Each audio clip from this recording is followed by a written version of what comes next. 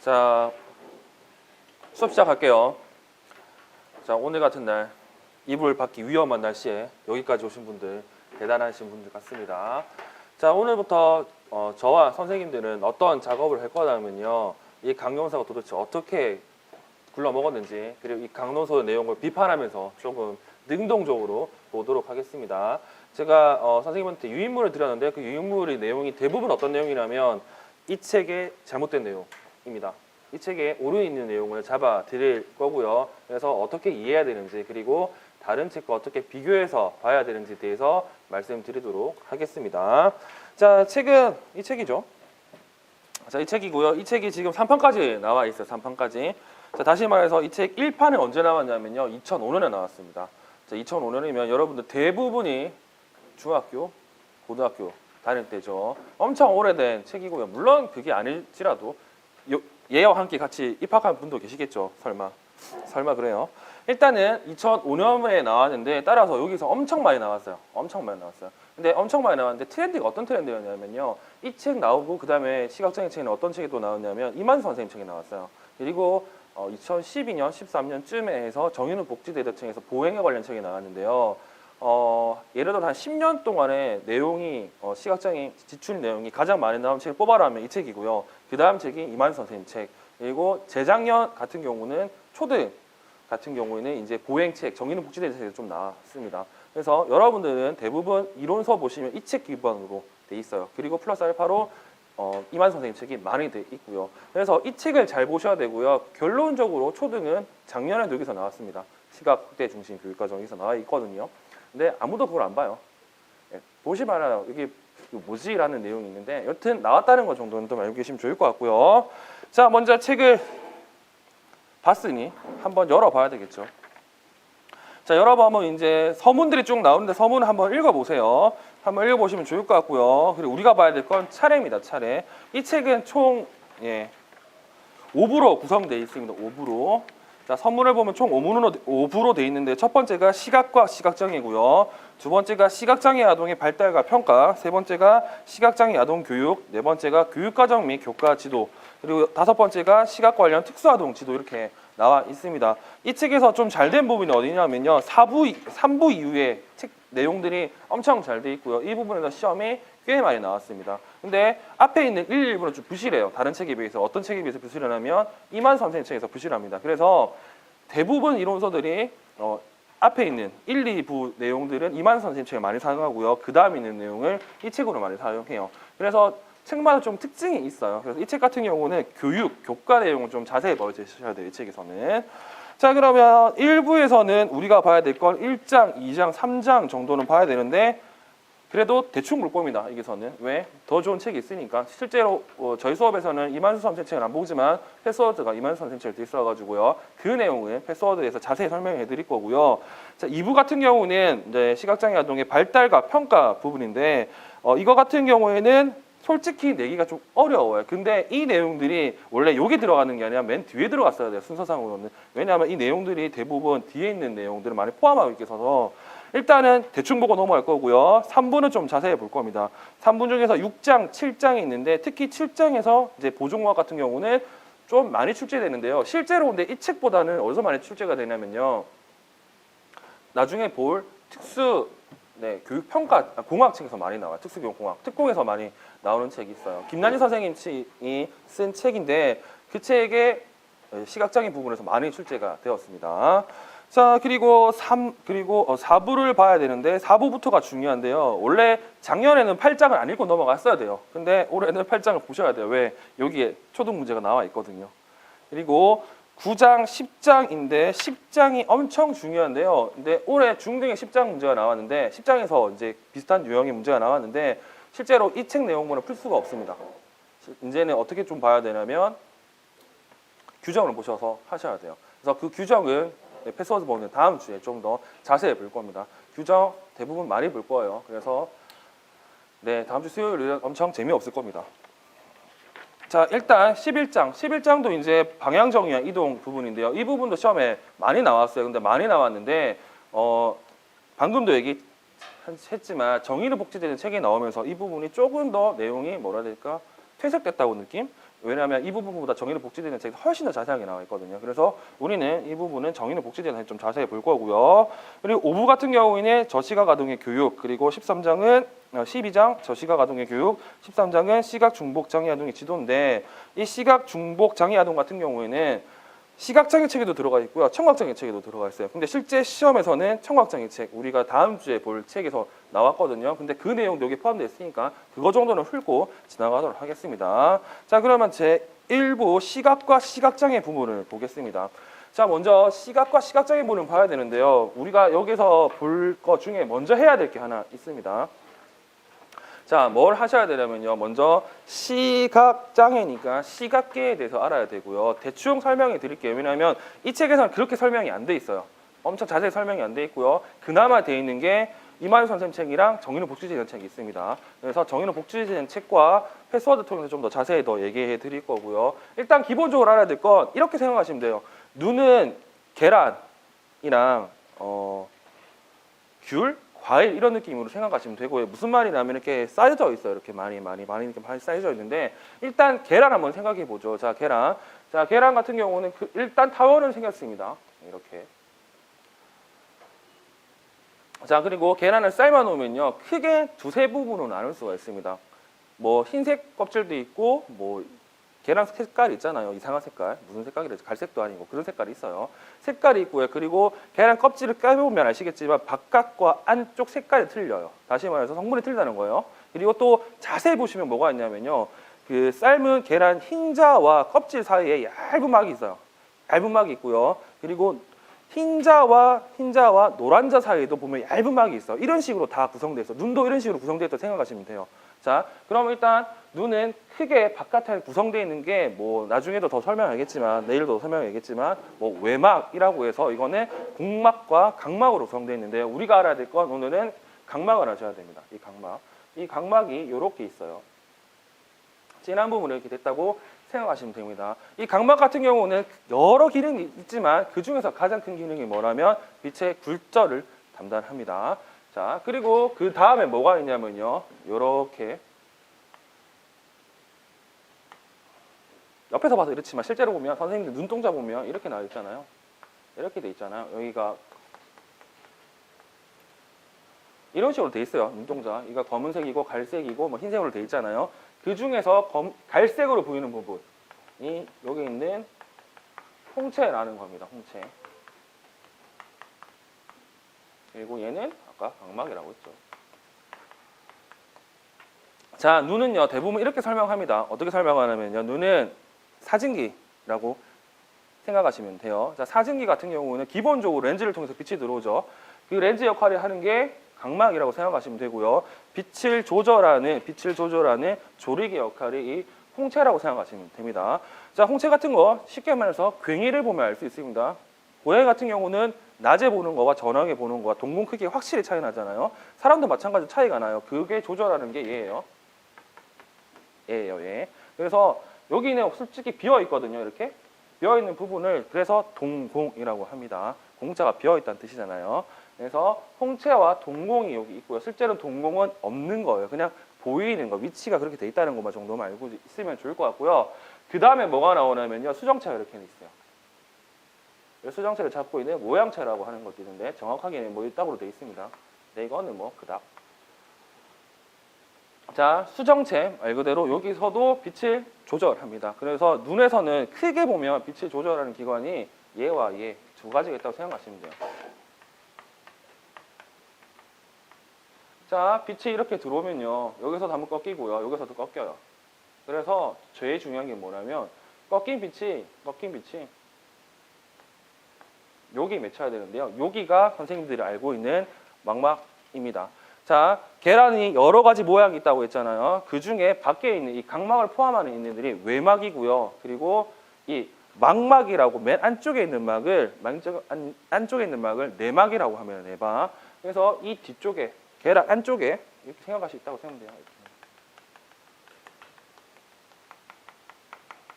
자, 여기가 어디냐면 영어관에서, 그리고 우리가 아까 사진기라고 얘기하면 필름 부분에 해당되는 거고, 영어관에서는 스크린에 해당되는 거로 생각하시면 됩니다. 자, 여기 망막이 여기 있습니다. 근데 망막에는 크게 광수용체라고 해서 두 가지 종류가 있습니다. 여러분들은 알고는 계실 거예요. 자, 뭐가 있냐면요. 이 안에 추체와요, 간체가 있습니다. 이 두 개를 합쳐서 뭘 한다고요? 광수용기라고 합니다. 광수용기. 빛을 인식하는 기관이라고 생각하시고, 이 기관에는 크게 추체와 간체 두 개가 있다고 생각하시면 됩니다. 자, 근데 이 추체 간체가 이 망막에 고루 분포해 있으면 아무 상관이 없거든요. 근데 특정 지역에 몰려 있어요.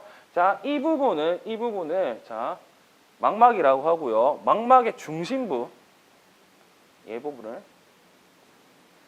황반이라고 합니다. 자, 왜 황반이라고 하냐면요. 사람 눈을요, 이렇게 보잖아요, 현미경으로. 그러면 이 부분이 노랗게 보여요. 그래서 황반이라고 해요. 황반이라고. 자, 망막의 중심부를 황반이라고 하고요. 이 황반의 중심부를 또 뭐라고 하냐면 중심와라고 합니다. 자, 황반의 중심부를 확대시켜 보면요. 이런 식으로 되어 있습니다. 이런 식으로 되어 있어요. 그래서 와라고 하면 움푹 패인 곳을 뜻합니다. 그래서 중심와, 중심이 있는 움푹 패인 곳을 중심와라고 합니다. 자, 그러면 망막은 이렇게 얘기할 수 있습니다. 아, 망막이 있어요. 내막 중에 망막이라는 곳이 있는데요. 망막의 중심부는 황반이라고 하고요. 황반은 왜 황반을 불러요? 아, 노랗게 보여서요. 자, 그러면 황반의 중심을 또 뭐라고 한다고요? 중심와라고 하고요. 왜 중심와라고 하냐면 움푹 패여서 중심와라고 한답니다. 이렇게 대답하시면 됩니다. 자, 그러면 아까도 말씀드렸듯이 추체와 간체가 망막에 분포되어 있습니다. 근데 얘네들이 시사뽕하게 무리지어 분포해 있어요. 자, 여기 중심와 부분에 추체라는 애들이 어마무시하게 들어가 있습니다. 망막에서 추체의 99%가 이 안에 들어가 있다고요. 이 안에. 자, 그 다음 간체라는 애는요, 나머지 부분에 듬성듬성 있다고 합니다. 자, 그러면 추체의 역할과 간체의 역할을 좀 보셔야 되겠죠.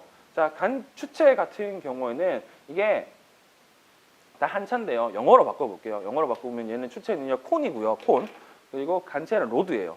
다시 한글로 바꾸면요, 추체는 이런 모양이고요. 원뿔이라고 해서 추상체, 원뿔 세포 이렇게 번역도 하기도 합니다.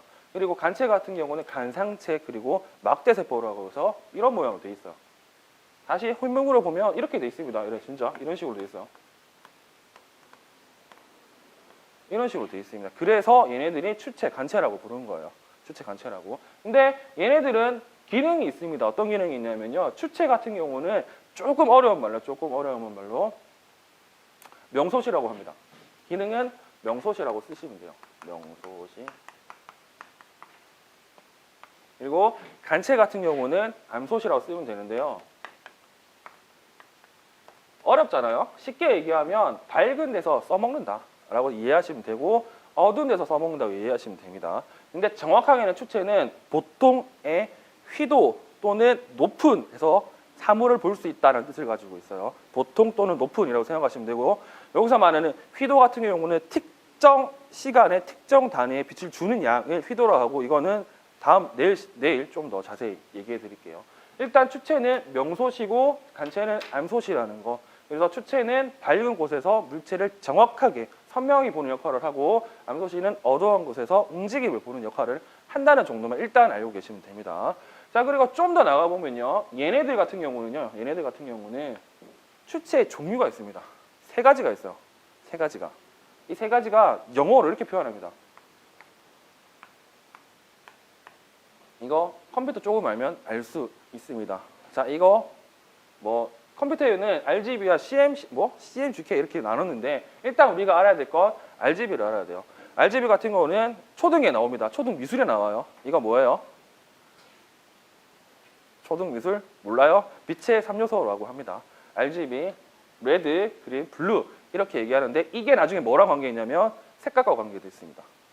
좀 이따가 그거는 볼게요. 좀 이따가. 일단 기본적으로 이렇게 구성되어 있다고는 알고 계셔야 됩니다. 이렇게 구성되어 있다고. 자, 그러면 19페이지부터 보도록 하겠습니다. 자, 19페이지에 오면 이제 시각에 대한 이해라고 시각이라는 게 나오고요. 첫 번째 그러면 시각이 뭐냐라는 설명을 하겠죠. 자, 시각은 뭐냐라는 설명에 19페이지 마지막 있는 첫째 단원에 이렇게 나와 있습니다. 시각은 시각기관을 통하여 외부 세계의 상을 묘사하는 정신 과정이라고 설명이 되어 있습니다. 이건 정의니까 뭐 이 정도는 기억해 두시면 좋을 것 같고요. 바로 한 장 더 넘어가겠습니다. 근데 시각을 이렇게 다 바로 정의를 해버리니까 조금 아쉽죠. 아쉬우니까 20페이지에 볼게요. 20페이지 보면 첫 번째 단락의 세 번째 줄에 어떤 사람이 이렇게 얘기했답니다. 그는 시각의 형태, 질감, 움직임과 사물 전체를 받아들여 인간의 자신에게 유용한 이미지를 창의적으로 구성해 나가는 능동적 과정이라고 하고요. 이것을 조금 더 고급지게 뭐라고 했냐면 시지능이라고 표시를 했다고 합니다. 자, 그러면 이러한 시각에는 특수성이 있다고 해요. 특수성. 그래서 20페이지에 시각의 특수성을 첫 번째부터 세 번째까지 나눠놨는데요. 제 생각에는 이거는 뭐 시험에 직접적으로 나오진 않겠지만 알고 있으면 도움이 되는 거. 그러니까 1순위는 아니는 거예요, 이거는. 자, 첫 번째 시각은 세상으로 가는 통로인 감각들 중에서 가장 중요한 감각 수단이다. 이렇게 나와 있습니다. 그래서 시각 같은 경우는 이런 말도 하죠. 우리나라 속담도 그런 게 있잖아요. 몸이 만냥이면 눈이 뭐 구천냥이다 뭐 이런 식으로 하는 게 있으니까 그 정도는 좀 기억하시면 좋을 것 같고요.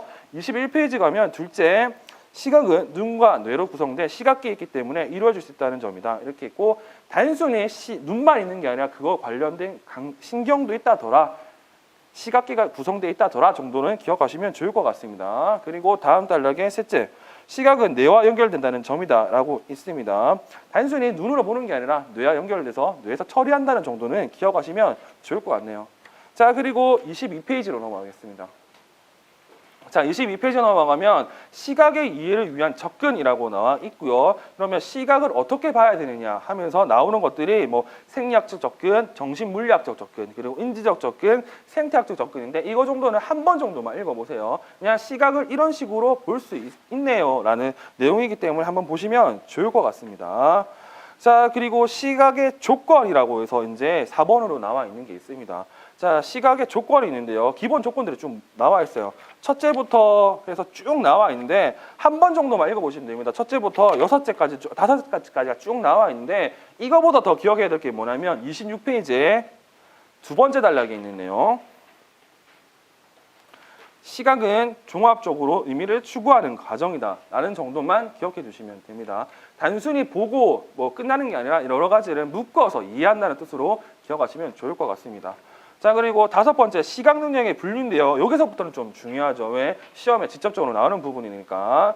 자, 시각의 능력의 분류는 크게 이렇게 나눌 수 있답니다. 시각 능력은 시력, 시야, 색각으로 나눌 수 있고요. 기본적으로. 그리고 플러스 알파로 대비감도, 광감도, 안운동, 조절로 되는데 이거는 책마다 조금씩 틀려요. 이 책에서는 지금 3 플러스 4로 돼 있죠. 그러니까 최소한 3은 좀 기억하셔야 되겠죠. 그 3이 뭐냐면 시력, 시야, 색각이라는 거 정도는 기억해 두시면 좋을 것 같습니다. 자, 그러면 시력이라는 게 나왔네요. 아까는 시각이고요. 지금은 시력이에요. 그럼 시각을 어떻게 표시하냐, 시각 능력이 뭐냐가 시력이고 그 시력을 이렇게 표시되어 있습니다. 시력은 물체의 존재 및 형태를 인식하는 능력이라고 나와 있어요. 물체의 존재, 있다 없다와 그리고 형태가 어떻게 생겼냐를 보는 게 시력이라고 나와 있고요. 이 시력은 어떤 사람들이 MR로 시작하는 사람들이 4가지의 기능으로 한다고 나와 있습니다. 자, 4가지 기능이 뭐냐면 탐지, 인지, 분해, 정의입니다. 이거는 뭐 각종 이론서에 다 있는 내용인데 뭐 시험에서는 한 번도 나오지는 않았지만 자, 그냥 보시면 돼요. 탐지 말 그대로 그거죠. 있냐 없냐. 인지 그러면 어떻게 생겼냐. 그리고 분해 말 그대로 이걸 뭐 선이 아니라 점으로 보겠다라는 거고요. 그 정의인데요. 정의가 좀 어려워요. 그래서 정의는 좀 볼게요. 정의. 자, 정의는 시력 단락의 맨 마지막 줄에 있습니다. 정의란 한 직선의 위쪽 절반이 미미하게 기울어져 있는 듯한 물체의 일부분의 근소한 변이를 탐지할 수 있는 일이다인데 이거 쉽게 말하면 그거예요. 정의가 뭐냐면 직선이 돼야 되는데 이렇게 삐뚤어졌다. 이걸 찾는 게 정의에 다시 말해서 똑바른 위치를 놓는다라는 생각을 하시면 되고요. 그래서 최소한 시력의 정의와 그리고 4가지 기능을 알고 있어야 되죠. 기능은 탐지, 인지, 분해, 정의 이 4가지가 있다 정도는 머릿속에서 기억하시는 게 좋을 것 같습니다. 자, 그리고 27페이지에 가면 뭐가 있냐면 시력의 분류가 있습니다. 지금 시력을 열심히 설명했어요. 이런 기능도 있대요. 근데 시력을 분류할 수 있다면 어떻게? 네 가지로 최소 가시 시력, 그리고 최소 분리 시력, 최소 가독 시력, 버니어 시력 이렇게 있는데 여기서 우리가 제일 중요한 게 뭐냐? 시험에서 가장 직접적으로 중요한 건 세 번째에 있는 최소 가독 시력입니다. 뭐 가시 시력 뭐 알아서 뭐 하게요? 그리고 뭐 버니어 시력 알아서 뭐 하게요? 일단 우리는 아동 교육이 중요하잖아요. 교육과 가장 중요한 건 최소 가독 시력입니다. 자, 그래서 최소 가독 시력을 보면요. 읽고 판단할 수 있는 문자 또는 형태의 가장 작은 크기이며 여기에 있는 눈의 생리적 기능 이외에 진행, 주력 등 심리적 요인도 많이 관여된다고요. 이 최소 가독 시력은 나중에 시력 검사에서 다시 또 등장하게 됩니다. 그래서 시력의 분류 크게 네 가지가 있고 그 중에 가장 중요한 건 최소 가독 시력이라더라 정도만 기억하시는 게 저는 좋을 것 같고 그리고 이 시력을 좀 더 설명했어요. 이제 밑에부터 설명이 돼 있는데 자 버니어 시력 밑에 있는 단락을 좀 보도록 하겠습니다. 자 망막의 어느 부위에 맺힌 상을 얼마나 볼 수 있는가에 따라서 시력을 중심 시력과 주변 시력으로 나누고요. 아까 제가 설명드렸던 중심와가 있죠. 이 중심와로 볼 수 있는 게 여기서 설명할 수 있는 중심 시력입니다. 자, 중심 시력은 물체의 상이 망막의 중심화에 맺혀서 가장 선명하고 정확하게 사물을 볼 수 있는 시력을 말하고요. 그리고 주변 시력은 중심화를 제외한 망막 부위에 보았을 때의 시력을 얘기한다. 자, 그러면 이렇게 생각할 수 있죠. 자, 중심화에 아까 뭐라고 했다고 했어요? 추체가 있다고 했죠. 그러면 중심 시력은 추체로 보는 시력이고요. 다시 중심화 이외의 망막이라고 했기 때문에 여기 보면 주변 시력은 간체로 보는 시력이라고 생각하시면 됩니다. 그래서 차이가 엄청 많이 나요. 시력 차이가. 그건 뒤에 이제 나와요. 자, 이렇게 또 중심 시력과 주변 시력으로 나눌 수 있고 중심 시력과 주변 시력을 나누는 기준은 중심와에 맺히냐 안 맺히냐로 구분할 수 있다는 것 정도 기억하시면 좋을 것 같고 다음 단락에 보면 이제 안경이랑 교정 렌즈를 통해서 교정했냐 안 했냐라고 생각하시면 그걸 나은 시력과 교정 시력을 나눌 수 있습니다. 나은 시력 같은 경우는 말 그대로 그냥 아무것도 없이 하는 거 그리고 교정 시력은 뭐 교정을 해서 하는 거라고 생각하시면 될 것 같습니다. 자 그리고 그 밑에 있는 보면요 맨 마지막 단락을 볼게요. 맨 마지막 단락을 보면요 눈의 비정 시력을 보정하기 위해 눈앞에 장비하는 렌즈를 써서 눈의 조절력을 변화시킨다라는 표시가 있는데요. 자, 즉 눈의 수정체 앞면의 곡률을 변화시켜 망막의 한 점에 초점을 맺게 한다. 아까 제가 말씀드린 게 중에 뭐냐면 여기 각막의 이 역할이 뭐냐면요. 빛의 조절이네. 굴절하는 역할이에요. 이것을 인위적으로 또는 조절할 수 있습니다. 뭐 라섹이나 라섹 그리고 안경을 써서 조절할 수 있는데요. 조절해가지고 맺힌다고 합니다. 이런 걸 조절력이라고 표현한다고요. 조절력이라고. 자, 그 다음 단락을 보면요. 이제 시력을 측정한 볼에 떼서 원거리 시력과 근거리 시력으로 나눌 수 있습니다. 그래서 원거리 시력과 근거리 시력의 거리가 중요하겠죠. 기본적으로 원거리 시력은 5에서 6m, 그리고 근거리 시력은 약 30cm인데 근데 이 근거리 시력의 거리가 책마다 다 틀립니다. 어떤 책에서는 30cm, 어떤 책에서는 50cm라고 책이 또 있으니까 그냥 말 그대로 근거리 시력은 책을 읽는 거리라고 정도 생각하시고 30에서 50이라고 생각하시면 좋을 것 같습니다.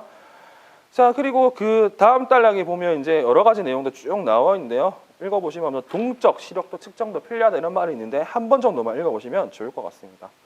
자 그 다음에 나누는 게 시력의 교정이에요. 시력의 교정. 자 시력의 교정에서 기억하셔야 될 걸 렌즈의 굴절력의 단위인 디옵터라는 걸 좀 기억하시면 좋을 것 같습니다. 이 디옵터를 기억하셔야 되고요. 이 디옵터 같은 경우는 재작년 시험에도 나왔던 거니까 좀 더 기억해 주시면 좋을 것 같습니다. 자, 그 디옵터가 뭐냐 물어보면 렌즈의 굴절력 단위라고 생각하시면 좋고요. 이 디옵터는 뭐 근점과 원점 사이의 거리 조절 범위를 얘기하는데 다 필요 없고 이것만 기억하세요. 디옵터는 초점 거리 분의 1이라는 걸 좀 기억하시면 좋을 것 같고 이거 같은 경우는 나중에 초점 거리를 구할 때도 쓰여지거든요. 이 책 말고 정의는 복제되는 책에서 보면서 조금 더 디테일하게 보도록 하겠습니다. 그냥 옆에다가 이렇게 써주시면 되죠.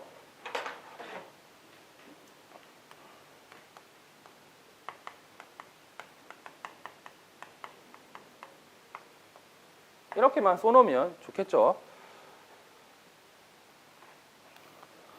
자, 그 다음 단락을 볼게요. 자, 그 다음 단락에 보면요. 이렇게 되어 있습니다. 구면 렌즈의 굴절력과 초점 거리의 관계를 살펴보면 다음과 같다 해서 29쪽에 표가 나오는데요. 이 표를 외우면 네, 전국 1등 할 겁니다. 다시 말해서 굳이 안 외우셔도 돼요. 이거는 아까 가르쳐줬던 이 식으로 다 구할 수 있어요. 다 구할 수 있으니까 이거 굳이 배울 필요는 없고요. 근데 여기서 알아야 될 게 뭐냐면 그 단락의 두 번째 줄에 보면요. 구면 렌즈의 굴절력이 클수록 빛의 굴절이 커지고 초점 거리는 짧아진다. 다시 말해서 이 D가 커질수록 빛을 많이 꺾이고요. 그리고 초점 거리는 짧아져요. 당연하겠죠, 아무래도. 이렇게 빛이 가는 거 이거 꺾어가지고 이렇게 되면 당연히 가는 거리가 아무래도 줄어들 거니까 이 정도만 좀 기억하시면 좋을 것 같습니다. 그 다음에 두 번째 줄 내려가서 이 표현이 있습니다. 플러스와 마이너스는 렌즈가 볼록 렌즈인지 오목 렌즈인지를 명시하는 것이다. 그리고 플러스는 볼록 렌즈로 원시용이고 마이너스는 오목 렌즈로 근시용이란데 이 지금 읽었던 부분에 줄 꺼주시고 별표 쳐주십시오. 이것 때문에 재작년 시험에서 엄청 많이 틀린 사람이 많아요. 플러스 마이너스 안 지어서 틀린 사람도 있고요. 단순히 계산을 못해서 틀린 사람도 있고요. 그거는 어떻게 해야 되지? 플러스 마이너스 구제가 가능할 텐데 여튼 기억해야 될 건 플러스는 볼록 렌즈고 원시에 사용한다. 그리고 마이너스는 오목 렌즈로 근시에 사용한다 정도는 기억하시고 원시, 근시는 뒤에 나오는 이제 망막 관련 질환에서 좀 더 보도록 할 건데요. 플러스 알파라 더 기억해 두실 게 뭐냐면 플러스는 볼록 렌즈 그리고 원시용이잖아요. 그래서 망막에서 뒤에 맺힌다. 라고까지 적어주시는 게 좋습니다. 망막에서 뒤에 맺힌다. 그리고 마이너스는 오목 렌즈로 근시용이다. 근시용은 망막에서 앞에 맺힌다. 이까지만 기억하시면 제가 보기에는 또 나와도 안 틀립니다. 이제 했죠? 이 정도는 좀 기억해 두시면 좋을 것 같습니다. 자, 그리고 29페이지 가면 시야가 있고요. 시야는 눈이 한 점을 주시하는 0점에서 그 눈이 볼 수 있는 범위를 시야라고 한다. 이렇게 나와 있습니다. 0점, 논 포인트죠. 쉽게 말해서 이거요. 초점을 딱 한 점을 찍어 놓고요. 그 점 근처에 보이는 걸 시야라고 생각하시면 돼요. 시야라고. 자, 그러면 이 시야는 또한 어떻게 나왔냐면 중심 시야와 주변 시야로 나눌 수 있습니다. 자, 두 번째 책 끝에 보면요. 중심시 못지않게 주변시로도 사물을 발견하고 그 상호 위치 관계를 파악할 수 있기 때문에 중요하다. 중심시가 양호하더라도 시야가 좁아지면 위치 관계가 파악되지 않아 자유로운 신체 활동을 할 수 없다. 시야 측정은 정적 시야를 확인한 것으로 이루어지지만 실제로 움직임에서 보이는 시야 범위인 동적 시야도 중요하다. 이렇게 나와 있는데 이거 같은 경우는 한 번 있다 정도만 좀 기억하시면 좋을 것 같고 기억하실 게 중심 시야와 주변 시야 둘 다 중요하다라고 생각하시는 게 제일 좋습니다. 자, 그리고 시야의 분류가 있는데요. 시야의 분류는 크게 수직 시야와 수평 시야로 나누는 게 이렇게 나와 있습니다. 수직 시야는 말 그대로 이렇게 보는 거고요. 수평 시야는 이렇게 보는 거예요. 그래서 여기 보면 어떤 게 있냐면 양안 눈을 두 개 다 사용하면 이까지 다 볼 수 있대요. 물론 다 볼 수 있는지는 모르겠다만 다 볼 수 있다고 합니다. 그리고 이 관련된 내용이 이제 어디 나오냐면요. 뒤에 이제 그림으로 나오는데 아직 넘기지 마시고 맨 마지막 단락에 세 번째 줄에 보면 이런 표현이 있습니다. 이렇게 돼 있어요. 자, 주변 시야에서의 시력은 물체의 형태 및 색채에 대해서 선명하게 감지하지 못하지만 물체의 움직임에는 예민하다 이렇게 나와 있고요. 다시 말하면 중심 시야는 아까 얘기했던 대로 물체의 형태 및 색깔을 본다고 생각하시면 되고 주변 시야는 그렇게 선명하진 않지만 움직임을 본다고 생각하십시오. 여러분들 이렇게 생각하시면 돼요. 밤길에 가다 보면 고양이가 움직이잖아요. 그거 엄청 잘 봐요. 엄청 예민하게 봐요. 그게 뭐냐면 아까 얘기했던 얘네가 반응하는 거거든요. 얘네 쓰지 못해요. 어두우니까. 근데 얘가 반응하기 때문에 걔는 바로 보여요. 움직이는 거. 됐죠? 그렇게만 생각하셔도 충분히 이해할 수 있습니다. 이거 같은 경우는. 자, 그래서 또 다음에 봐야 될 게 일반적으로 중심화에서 나오는 시력이 1.0이고 10도에서는 0.2, 20도에는 0.1의 시력이 나온다. 다시 말해서 중심화가 제일 좋습니다. 아까 그래서 이거 중심 시력이라고 했잖아요. 이 중심 시력 이외의 것들은 이제 주변 시력이라고 하는데 이것들은 별로 좋지 않습니다. 0.1에서 바로바로 떨어지잖아요. 1.0에서 0.2 이런 식으로 쭉 떨어지는 거 다 나와 있고 이게 표로 나와 있는 게 이제 30페이지와 31페이지 이렇게 나와 있어요. 지금 글로 설명했던 걸 이렇게 표로 다 나와 있다는 거 정도 기억하시면 그러면 표 보는 데는 의미가 별로 없고요. 31페이지 보면 금방 얘기했던 이제 시력이 이렇게 나와 있습니다. 자, 여기 표를 한번 보겠습니다. 31페이지에. 자, 보면 영도에 보면 황반부라고 있습니다. 황반부와 아까 제가 중심화가 있다고 말씀드렸어요. 자, 중심화 엄청 좋다고 했죠. 그러니까 1.0으로 돼 있고요. 가면 갈수록 쭉 떨어집니다. 쭉. 다시 말해서 이 중심 시력을 사용하지 못하잖아요. 그러면 시력이 엄청 낮다는 것까지도 생각하셔야 됩니다. 됐죠? 이 정도만 보시면 좋을 것 같고요. 그 다음에 31페이지 다음 시야가 결성된 아동 지도가 나옵니다. 여기서 이제 기억해야 될 게 좀 나오는데요. 두 번째 단락에 보면 시야 장애를 이렇게 분류해 놨습니다. 협착, 감도 저하, 암점 이 세 가지로 했는데 이 책에는 세 가지고요. 정유리 복제자에는 하나 더 있습니다. 이거는 내일 보도록 할 거고 일단은 협착, 감도 저하, 암점 있다 정도는 기억해 두십시오. 자, 그럼 협착이 뭐냐? 협착은 시야의 주변부가 좁아져서 시야 결손이 일어난 상태로 결손 부위에서의 시표의 색이나 크기를 확인할 수 없다 이렇게 나오는데요. 이게 무슨 말이냐면 지금 여러분 이렇게 보고 있잖아요. 이걸로 지울게요 이제.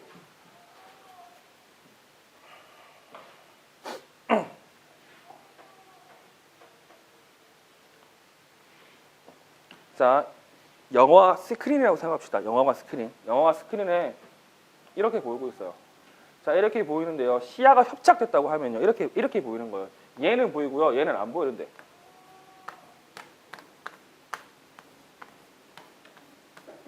이런 상태를 협착이라고 합니다. 다르게 얘기하면 뭐 터널시야 이렇게 얘기를 합니다. 됐죠? 그 다음 단락. 자, 시야 장애의 대부분이 감도 저하. 감도 저하가 뭐냐면요. 여러분들 안경 끼시는 분 있죠? 안경 끼시는 분이 오늘 같은 날 추운 데서 따뜻한 방에 딱 보면 안경 전체가 뿌얘집니다. 그 상태로 보는 걸 감도 저하라고 생각하시면 돼요. 그 상태로 보는 걸 감도 저하. 뿌연 상태를 감도 저하로 생각하시면 좋을 것 같고요. 전도 대학교 1학년 때까지 안경을 썼습니다. 근데 열심히 아르바이트를 해서 돈을 번 다음에 뭘 했냐면 라식을 했거든요. 라식 한지 12년 정도 넘어 됐는데 물론 조금 불편한 게 있어요. 근데 달라요. 세상이 달라 보입니다.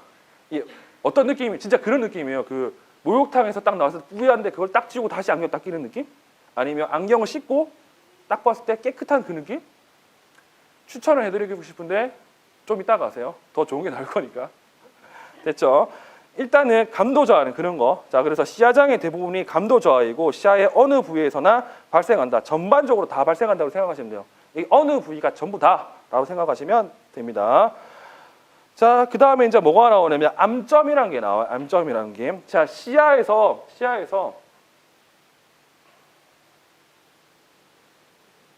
다시 영화관 스크린 보면 군데군데 이렇게 안 보일 수가 있어요. 이렇게 안 보일 수가 있습니다. 이렇게 안 보이는 걸 암점이라고 합니다. 자, 그래서 맨 마지막 단락에 볼게요. 암점은 시야 내에서 부분적 또는 완전한 명이 있는 부위를 말한다. 이렇게 나와 있고요. 즉 시야 내에 부분적 또는 전체적으로 생긴 불투명한 부분을 말한다. 그래서 암점은 크게 또 두 가지로 나눌 수 있어요. 중심에 있으면 중심 암점, 그 옆에 있으면 주변 암점이라고 이렇게 나눕니다. 이 정도까지만 기억하시면 되고 32페이지 가면 그런 설명들이 쭉 나와 있습니다. 일단 시야에서 알아야 될 건 이 책에서는 세 가지라고 말씀드렸습니다. 협착, 감도 저하, 그리고 암점이라는 것 정도는 좀 기억하시면 좋아요. 자, 그 다음 넘어갈게요.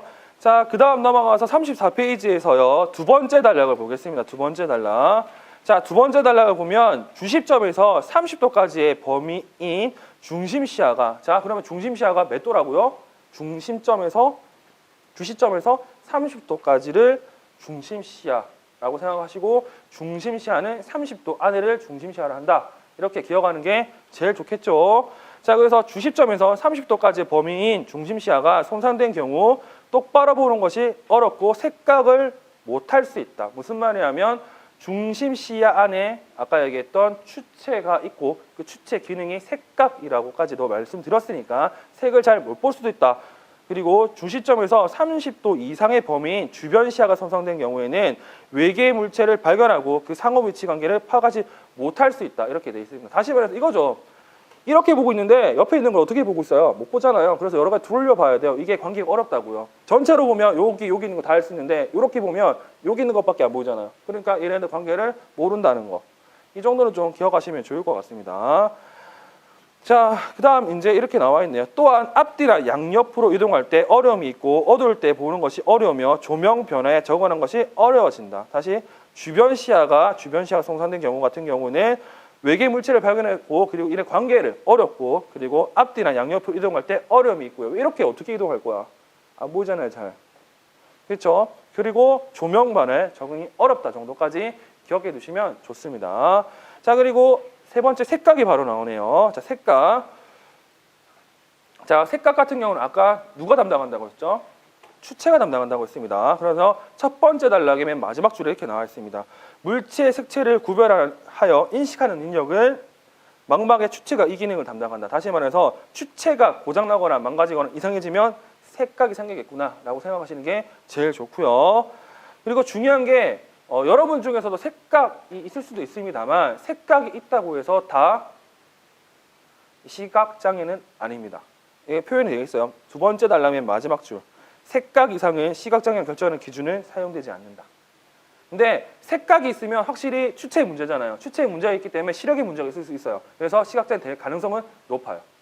근데 색각만 있다고 해서 시각장애는 아니다라는 거. 됐죠? 이 정도는 기억해 두시고 그 밑에 보면 색각 이상의 분류가 나옵니다. 자, 색각 이상 분류는 크게 세 가지가 있는데요. 이 책에 세 가지가 있는데 여담을 하나 더 알려드리죠. 일단은 우리 지금 현재는 제1, 제2, 제3 색각을 사용할 수 있고요. 제1 색각 같은 경우는 뭐 이렇게 나와 있습니다. 적색약, 적색맹 이렇게 나와 있고요. 그리고 제2 색각 같은 경우에는요. 녹색약, 녹색맹이 되어 있고요. 제3 색각 같은 경우에는 청황색약, 청황색맹이라고 되어 있습니다. 근데 이거 아까 제가 추체의 종류 얘기하면서 RGB를 얘기해 드렸잖아요. 자, R이 뭐라고요? 이게 몇 색각이라고요? 1색각. 다음에 G가 뭐라고요? 2색각. 그리고 3색각. 이렇게 순서대로만 외우면 충분히 될 수 있고 블루 같은 경우에는 청황이라고 표현을 씁니다. 왜냐하면 정확하게는 제가 알기로는 저게 블루 코발트 이런 걸로 알고 있거든요. 정확하게는. 하여튼 RGB 이렇게 외우시면 제1, 제2, 제3 색각은 충분히 외울 수 있어요. 외울 필요도 없지. RGB만 알고 있으면 되니까. 순서대로 나오면 되잖아요. 됐죠? 이 정도만 알고 있으면 좋을 것 같고요. 그리고 더 알아둘 게 뭐건 이거는 상식으로 알고 계십시오. 상식으로. 자, 여러분들 중에 대부분은 RGB로 돼 있고요. 저도 물론 RGB로 돼 있습니다. 뭐가? 추체가. 근데 여기 하나 더 있는 사람들이 있어요. 이 사람들도 소위 말해서 정상은 아니죠. 근데 이 사람들은 타고난 사람들입니다. 대부분 하나가 더 있는 사람을 제4 색각이라고 하는데요. 이 사람들 같은 경우는 무지개가 우리 같은 경우는 7가지밖에 안 보이거든요. 7개, 대부분 7개예요. 근데 이분은 10개가 넘게 보인대요. 그만큼 세포 하나가 엄청 많이 보이고요. 그리고 우리가 구별하려는 색깔을 구별할 수 있답니다. 그래서 약 25,000개까지도 색깔을 구별한다고 해요. 그러니까 그 사람들이 그림을 그리면 어떻게 할까요? 우리가 보기에는 와, 색감 좋다. 근데 본인들 그렇게 보이는데 뭐 어떻게 할 거야? 그래서 대부분 제4 색각인 사람들은 화가 분들이 많아. 이게 타고난 거죠. 이게 타고난 거죠, 이게. 여튼 이런 분들이 있어요. 색감 엄청 좋은 사람들이 있어요. 그거는 검사해봐야 돼요. 주세포가 4개일 수도 있어요. 타고난 사람들. 그 사람들은 공부 말고 미술하세요. 나라 발전시키는 거야, 그게. 됐죠? 이 정도 좀 봐주시고요. 어차피 근데 이제 35페이지 가면 어차피 우리는 교육과 관련되어 있습니다. 그래서 이러한 색각 이상 있는 학생들은 어떻게 할 거냐에 대한 내용이 쭉 나와 있거든요. 자, 그래서 색각 이상 학생의 지도에서 보셔야 될 건 한 6째 줄, 7째 줄에 보면 숫자와 영어로 되어 있는 게 있습니다. 자, 500룩스 이상의 충분한 자연광성 조명을 사용하도록 한다. 여기서 500룩스라는 것은 이제 룩스는 이제 룩스 또는 럭스라고 하는데 이거 같은 경우는 조도 단위예요. 아까 휘도라는 것도 제가 말씀드렸는데 휘도는 주는 거고요. 조도는 받는 거예요. 그러니까 특정 단위 시간에 특정 단위에서 빛이 받는 양을 조도라 하고 그러니까 500만큼 받았다고 생각하시면 돼요. 500만큼 받는 곳에서 자연 광선 조명을 사용해라 라는 말 정도 기억하시면 좋을 것 같고 그리고 그 다음 가급적 직사 태양광선 또는 백열 전등보다는 주광색 형광등을 사용하도록 한다 이렇게 나오는데 주광색은 열원을 보는 이거예요. 이게 주광색이에요. 이게 주광색이 뭐냐면 빛광자잖아요. 그러니까 낮에 태양에서 오는 빛과 똑같아요. 이 빛이. 근데 여러분들 이거 갈 때 보면 뭐가 있냐면요. 주광색 형광등이 있고요. 백색 형광등이 있어요. 근데 사람들이 이게 백색이라 생각하잖아요. 이게 백색이 아니에요. 이거 주광색이고요. 백색은 켰을 때 노란색 빛이 납니다. 백색은 켰을 때 노란색 빛이 나요. 그 화장실에 켜는 색깔이 보통 백색 등이고요. 얘는 주광색이에요. 얘는 주광색. 이 정도만 기억하시면 되고 제일 좋은 거는 태양빛이니까 태양빛과 가까운 걸 써라 라는 말이에요. 근데 직사는 안 돼요. 너무 눈부시잖아. 됐죠? 자, 그리고 그 밑에 보면 이제 뭐가 나오냐면 다음 단락에 보면요. 황색 렌즈의 특수 안경을 쓰라고 이렇게 나와 있습니다. 황색 렌즈를 쓰는데 황색 렌즈 같은 경우에는 쓰면 뭐가 있냐면 나중에 나오겠지만 대비를 좀 잘 할 수 있거든요. 대비를. 그래서 황색 렌즈를 써라 정도 기억하시면 좋을 것 같고 그리고 맨 마지막 줄 망막에 추체 이상이 있으면 색채 식별이 어려울 뿐만 아니라 빛의 눈이 부셔하고 현기증을 느끼는 눈부심을 볼 수 있다는데 이 책에서는 눈부심의 종류가 두 가지가 나와 있어요. 여기와 뒤에도 나와 있는데요. 그거는 그때 더 말씀드리고 일단 눈부심 같은 경우는 너무 밝은 빛을 사용했을 때 나타난다. 아니면 여기 보면 추체 기능이 있을 때 나타난다 정도 기억하시면 좋습니다. 물론 정의를 복지대전 책에서는 아예 정리가 돼 있어요. 책에 자체 눈부심에 있을 때는 어떻게 해라 정리가 돼 있거든요. 그거는 내일 보도록 할 거고요. 다음 대비감도가 나와 있습니다. 대비감도. 자, 대비감도는 물체의 배경색의 차이를 말하는 것으로 대비가 높을수록 시감도가 증가한다. 자, 물체와 배경 사이의 색 차이가 많을수록 시감도, 눈으로 보는 감도 뭐라 해야 돼? 느낌이 좋아진다라고 생각하시면 충분히 좋을 것 같고 다른 말로 표현하면 물체를 보는 시력의 질이라고 생각하시면 됩니다. 물체를 보는 시력의 질을 대비감도라고 생각하시면 좋을 것 같아요. 자, 그래서 이 대비감도 단락의 네 번째 줄 끝에 여섯 번째 줄 끝에 보면요 이런 표현이 있습니다.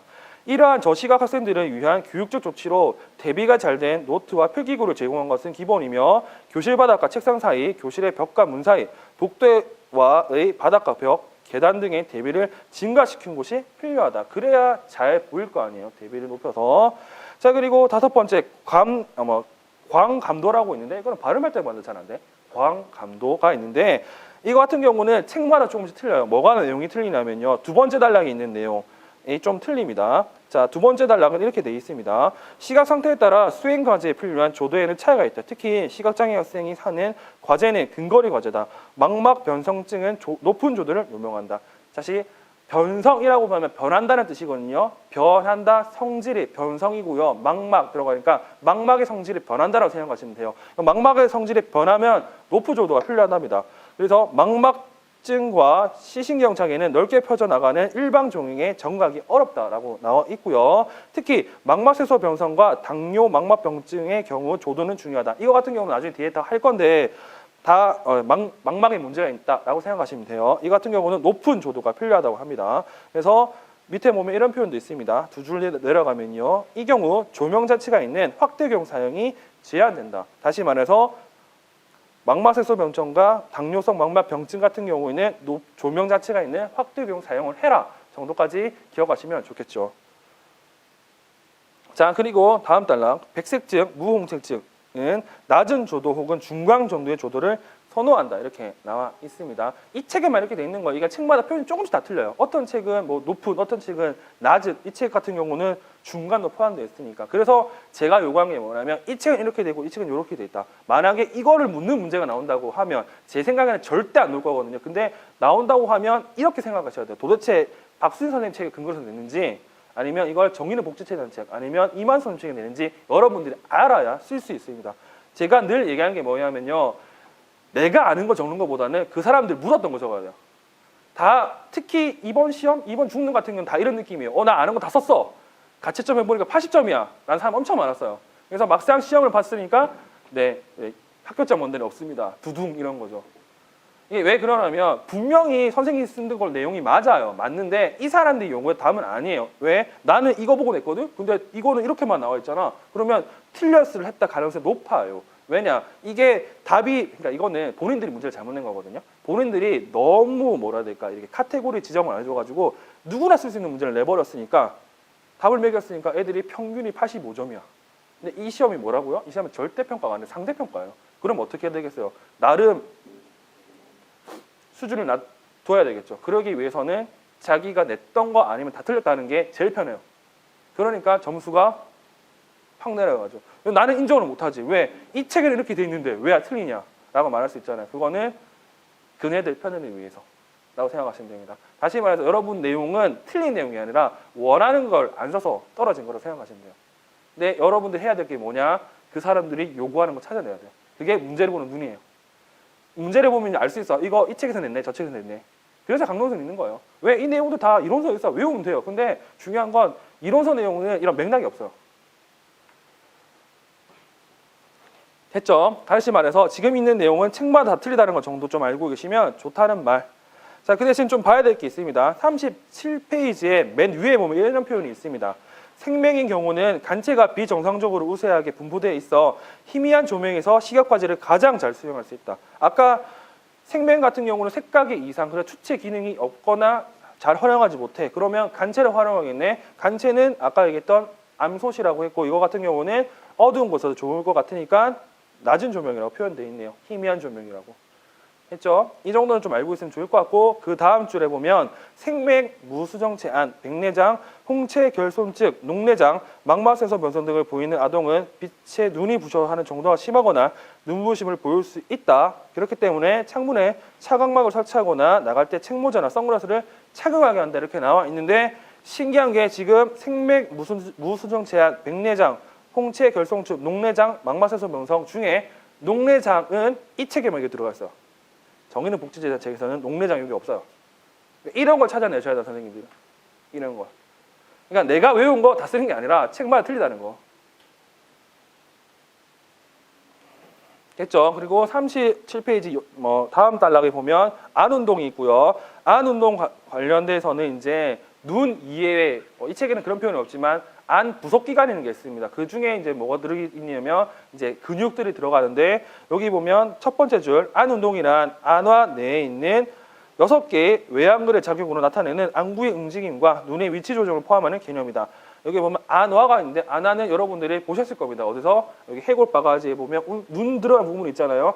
움푹 파여서 와라고 해요. 그래서 눈이 들어간 움푹 파인 부분을 안와라고 하고 거기에 보면 이제 뭐가 있냐면 안구가 있고 그 안구를 잡아주는 근육들이 있는데 이 근육은 직근 또는 고등근인에서 4개가 있고요. 사근에서 빗근인에서 2개가 있어요. 그래서 6개의 근육이 있거든요. 6개의 외양근이라는 표현하는데 있다 정도만 좀 기억하시면 됩니다. 그리고 이게 이제 문제가 있을 때 생기는 게 그 다음에 있는 6번째 줄에 보면 사시라는 표현이 있고요. 사시 같은 경우는 여러분들이 한 점을 이렇게 보면요. 이렇게 보면 한 점 이렇게 보면 두 눈이 다 같이 모이게 돼 있어요. 이렇게 이거 있잖아요. 이거 여기 보면 모이잖아요. 이렇게 보여요. 잘 되는 사람 있어요.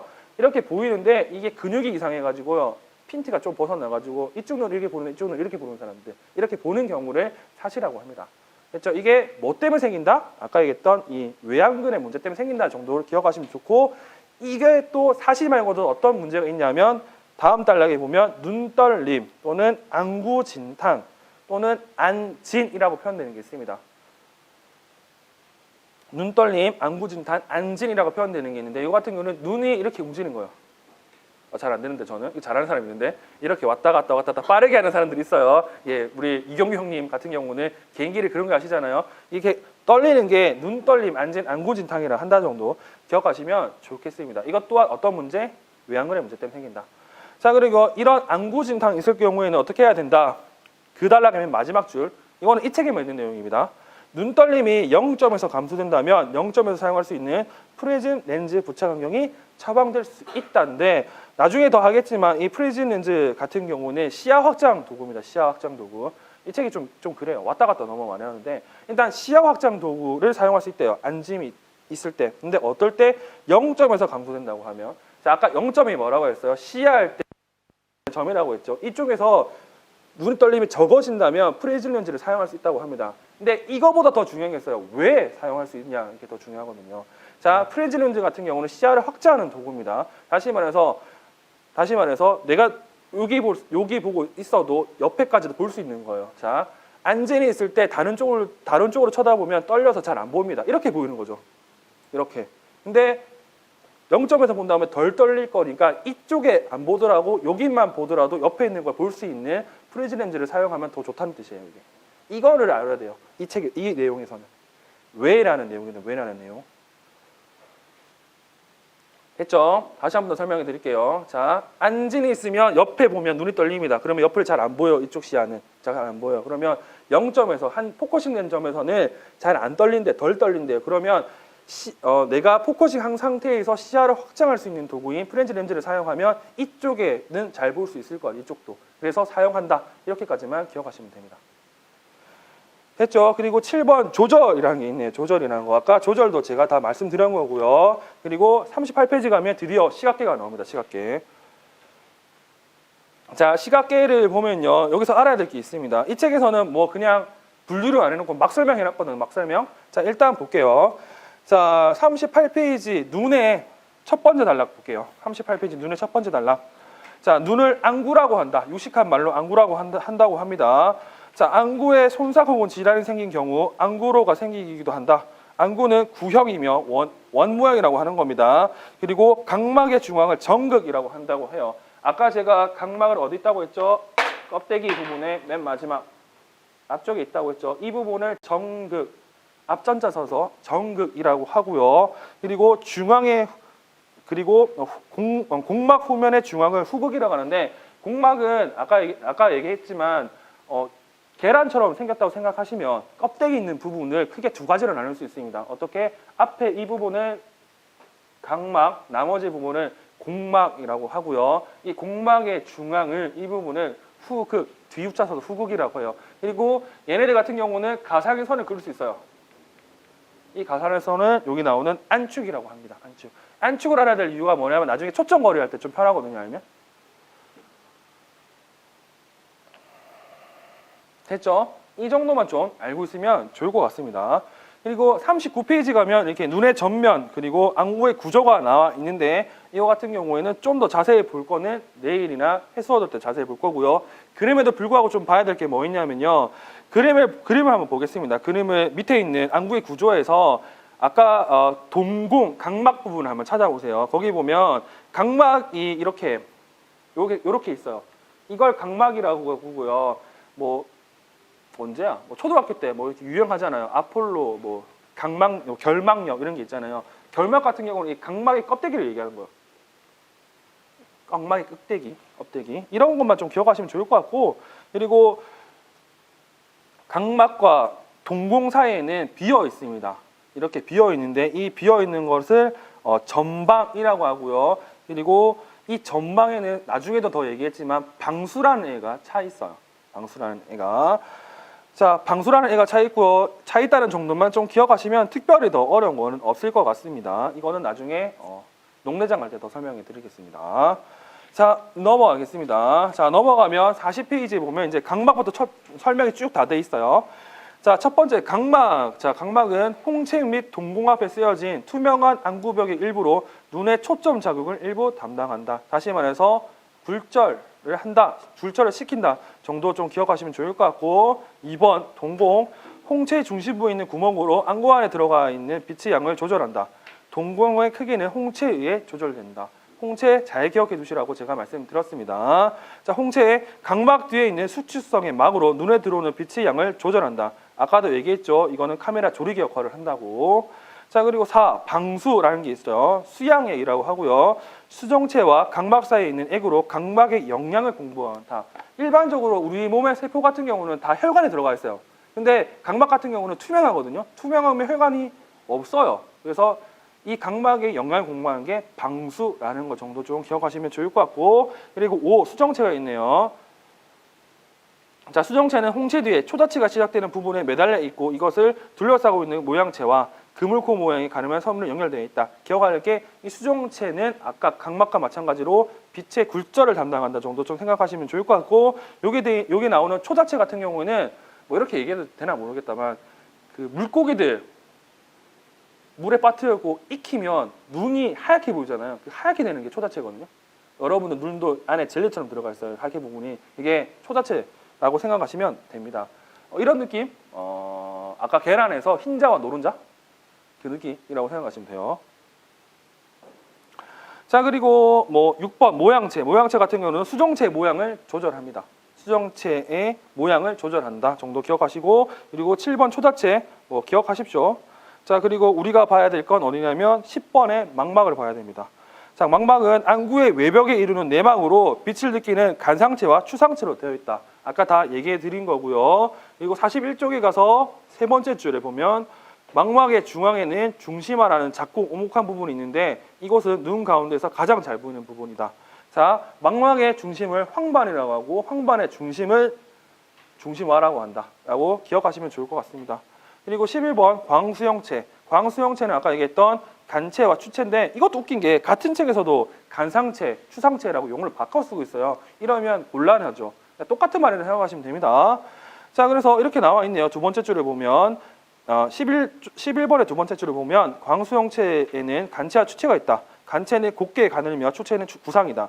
추체는 밝은 곳에서 물건을 자세히 볼 때 사용하고 간체는 어두운 곳에서 볼 때 사용한다. 아까 얘기했듯이 명소시, 암소시라고 생각하시면 됩니다. 자, 12번 간체, 가르마나 막대기 모양의 광소형체인데 약한 빛에 감응하며 흑백으로 식별한다. 13번 추체, 망막에 있는 추상의 광소형체로 색각과 세부를 식별하는 기능을 관장한다. 그리고 14번 중심화, 망막의 중심 부위인 황반의 오목한 부분으로 추상체만을 포함하고 있으며 시력을 관장한다. 아까 다 말씀드린 거예요, 이거. 그리고 15번 맹점이라는 게 있는데요. 맹점 같은 경우는 눈 하나 감고요. 이거를 왔다 갔다 하면 딱 안 보이는 때가 있어요. 그게 맹점이거든요. 있어요, 실제로 해보면. 이게 맹점인데 이거 부분은 시력도 아예 없습니다. 이 부분은. 아예 시력도 없다는 것 정도만 기억하시면 좋을 것 같고, 다음 이제 외양근을 볼게요. 외양근은 6개로 되어 있습니다. 6개로. 6개의 외양근인데 상사근, 하사근, 상직근, 내직근, 하직근, 외직근이 있고 이거는 안 운동을 도와준다만 기억하시면 됩니다. 뭐 6개 다 외우면 좋은데 굳이. 그리고 이것 때문에 생기는 뭐 질병이 아까 얘기했던 사시와 안구 진탕 정도만 기억하시면 좋을 것 같고요. 그 다음에 세 번째 시신경과 뇌라는 게 있습니다. 이거 같은 경우는 저는 늘 얘기합니다. 이거 나오면 어차피 다 틀릴 거예요. 그래서 한 번 정도만 읽어보시고요. 그 대신 기억해야 될 게 뭐가 좀 기억하시냐면 시신경, 그러니까 시각과 관련된 시신경에 관련된 내용 중에서 43페이지에 보면 3번 외측 슬상행이라는 게 있습니다. 이거 보면 아 이거 시각과 관련돼 있네 라고만 생각하시면 돼요. 그리고 4번 시각피질인데요. 시각피질 같은 경우는 나중에 뭐 의사소통이나 지체장애 때 제가 한번 오리엔테이션 다시 할 거예요. 뇌에 대한 오리엔테이션. 그때 더 설명을 해드리겠지만 시각피질은 눈에 들어와가지고요. 여기 있어요. 머리 뒤쪽에. 후두엽 맨 끝에 있어요. 여기. 그래서 이런 글이 좀 많아요. 그 어디 걸려 넘어졌는데 뒤로 넘어졌는데 눈이 안 보인다더라. 이런 게 꽤 있거든요. 그거는 다 이게 여기 있는 후두엽을 다쳐가지고 시각피질, 그러니까 시각피질이 손상돼서 나타날 현상이거든요. 자, 일단 이 정도만 보시면 좋을 것 같고요. 그 다음 나오는 게 이제 시각의 발달이 이렇게 쭉 나오는데 이 시각의 발달 같은 경우는 애를 키워 보시면 아십니다. 애를 키우면 아는데요. 다시 말해서 이거는 시험에 나오기가 엄청 어려워요. 우리가 유특도 아니고 이걸 알아서 뭐하게. 그래서 쭉쭉 넘어가겠습니다. 그 대신 기억해야 될 게 어떤 게 있냐면요. 이번에 시기능의 발달에서 이제 표로 쭉 나오는 게 있어요. 이걸 다 외우는 게 아니고 명칭 정도만 좀 보세요. 기초 시기능에는 반응하기, 주목하기 등이 있네. 그리고 시각 운동 기능에는 대근육 기술과 그리고 가르치기가 있네. 이렇게 명칭 정도만 확인하시고 넘어가시면 됩니다. 이거 외우라는 것도 아니에요. 그냥 명칭 정도만 확인하시고 쭉쭉쭉 넘어가세요.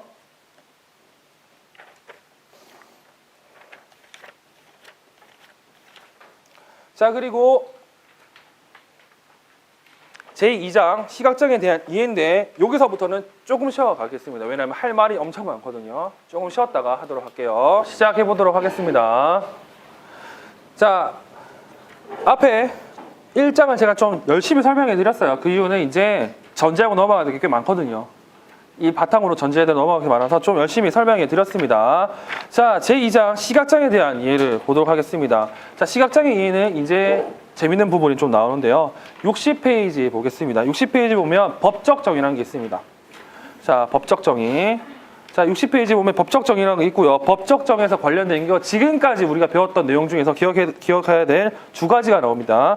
법적 정의의 첫 번째 단락의 맨 마지막 줄에 보면요. 여기에는 시력과 시야라는 두 가지 기준이 사용된다. 법적 정의는 시력과 시야 이 두 가지밖에 사용하지 않습니다. 나머지는 무시한다는 뜻이죠. 일단 기본적으로 그러면 법적 정의에는 시력과 시야가 나오겠거나 이렇게 기억하시면 좋을 것 같고요. 61페이지 가면 이제 미국의 법적 정의인데 어차피 우리나라 학문은 순수하게 나온 거는 제가 보기에는 한글 학백은 거의 없을 것 같아요. 전부 다 외국에서 들어온 것 같은데 그래서 미국 정의는 좀 봐주셔야 됩니다. 자, 미국 정의에서 좀 봐야 될 게 뭐냐면요. 자, 법적 실명 또는 맹이라고 하죠. 맹은 교정 시력으로 잘 보이는 눈이 200에서 20, 다시 말해서 200피트에서 볼 수 있는 것을 20피트에서 볼 수 있다. 미터로 바꾸면 60m에서 볼 수 있는 걸 6m에서 볼 수 있다는 뜻이고요. 이거를 좀 더 쉽게 표현하면 0.1 정도 된다는 뜻입니다. 0.1. 자, 그래서 시력은 0.1이고요. 시야는 20 이내인 경우를 법정 맹이라고 합니다. 이게 나중에 왜 중요한지는 나중에 보여드릴 거고요. 한 장 더 뒤로 넘어가서요. 62페이지 가면 저시각이 나오고요. 저시각 또는 저시력이라고 하는데 이 책 기준으로 보면 여기서는 뭐 정의와 관련돼서는 저시력, 저시각, 그리고 맹, 완정, 실명 이런 식으로 표현되는데요. 옛날 책들, 이거보다 더 옛날 책들을 보면 약시라는 표현이 있어요. 약시라는 표현은 심지어 2009년까지도 시험에 나왔었거든요. 이거는 패스워드 시간에도 더 얘기할 거니까 그때 가서 보도록 하고, 일단은 이 책에서는 맹과 저시각이라고 나와 있다 정도 기억하시고요. 62페이지 두 번째 저시각의 두 번째 줄을 보면요. 이런 표현이 있습니다. 70에서 20 그리고 200에서 20 이렇게 돼 있어요. 그러면 0.1에서 0.3 사이를 저시각 또는 저시력이라고 한다는 정도는 기억하시는 게 좋을 것 같죠. 자, 그리고 2번 일본이 있는데 일본은 장담하는데 절대 안 놉니다. 절대 안 넣을 거고 넘어가시고요. 그리고 3 한국이 있는데요. 근데 신기한 게 한국이 이 책에서는 틀렸어요.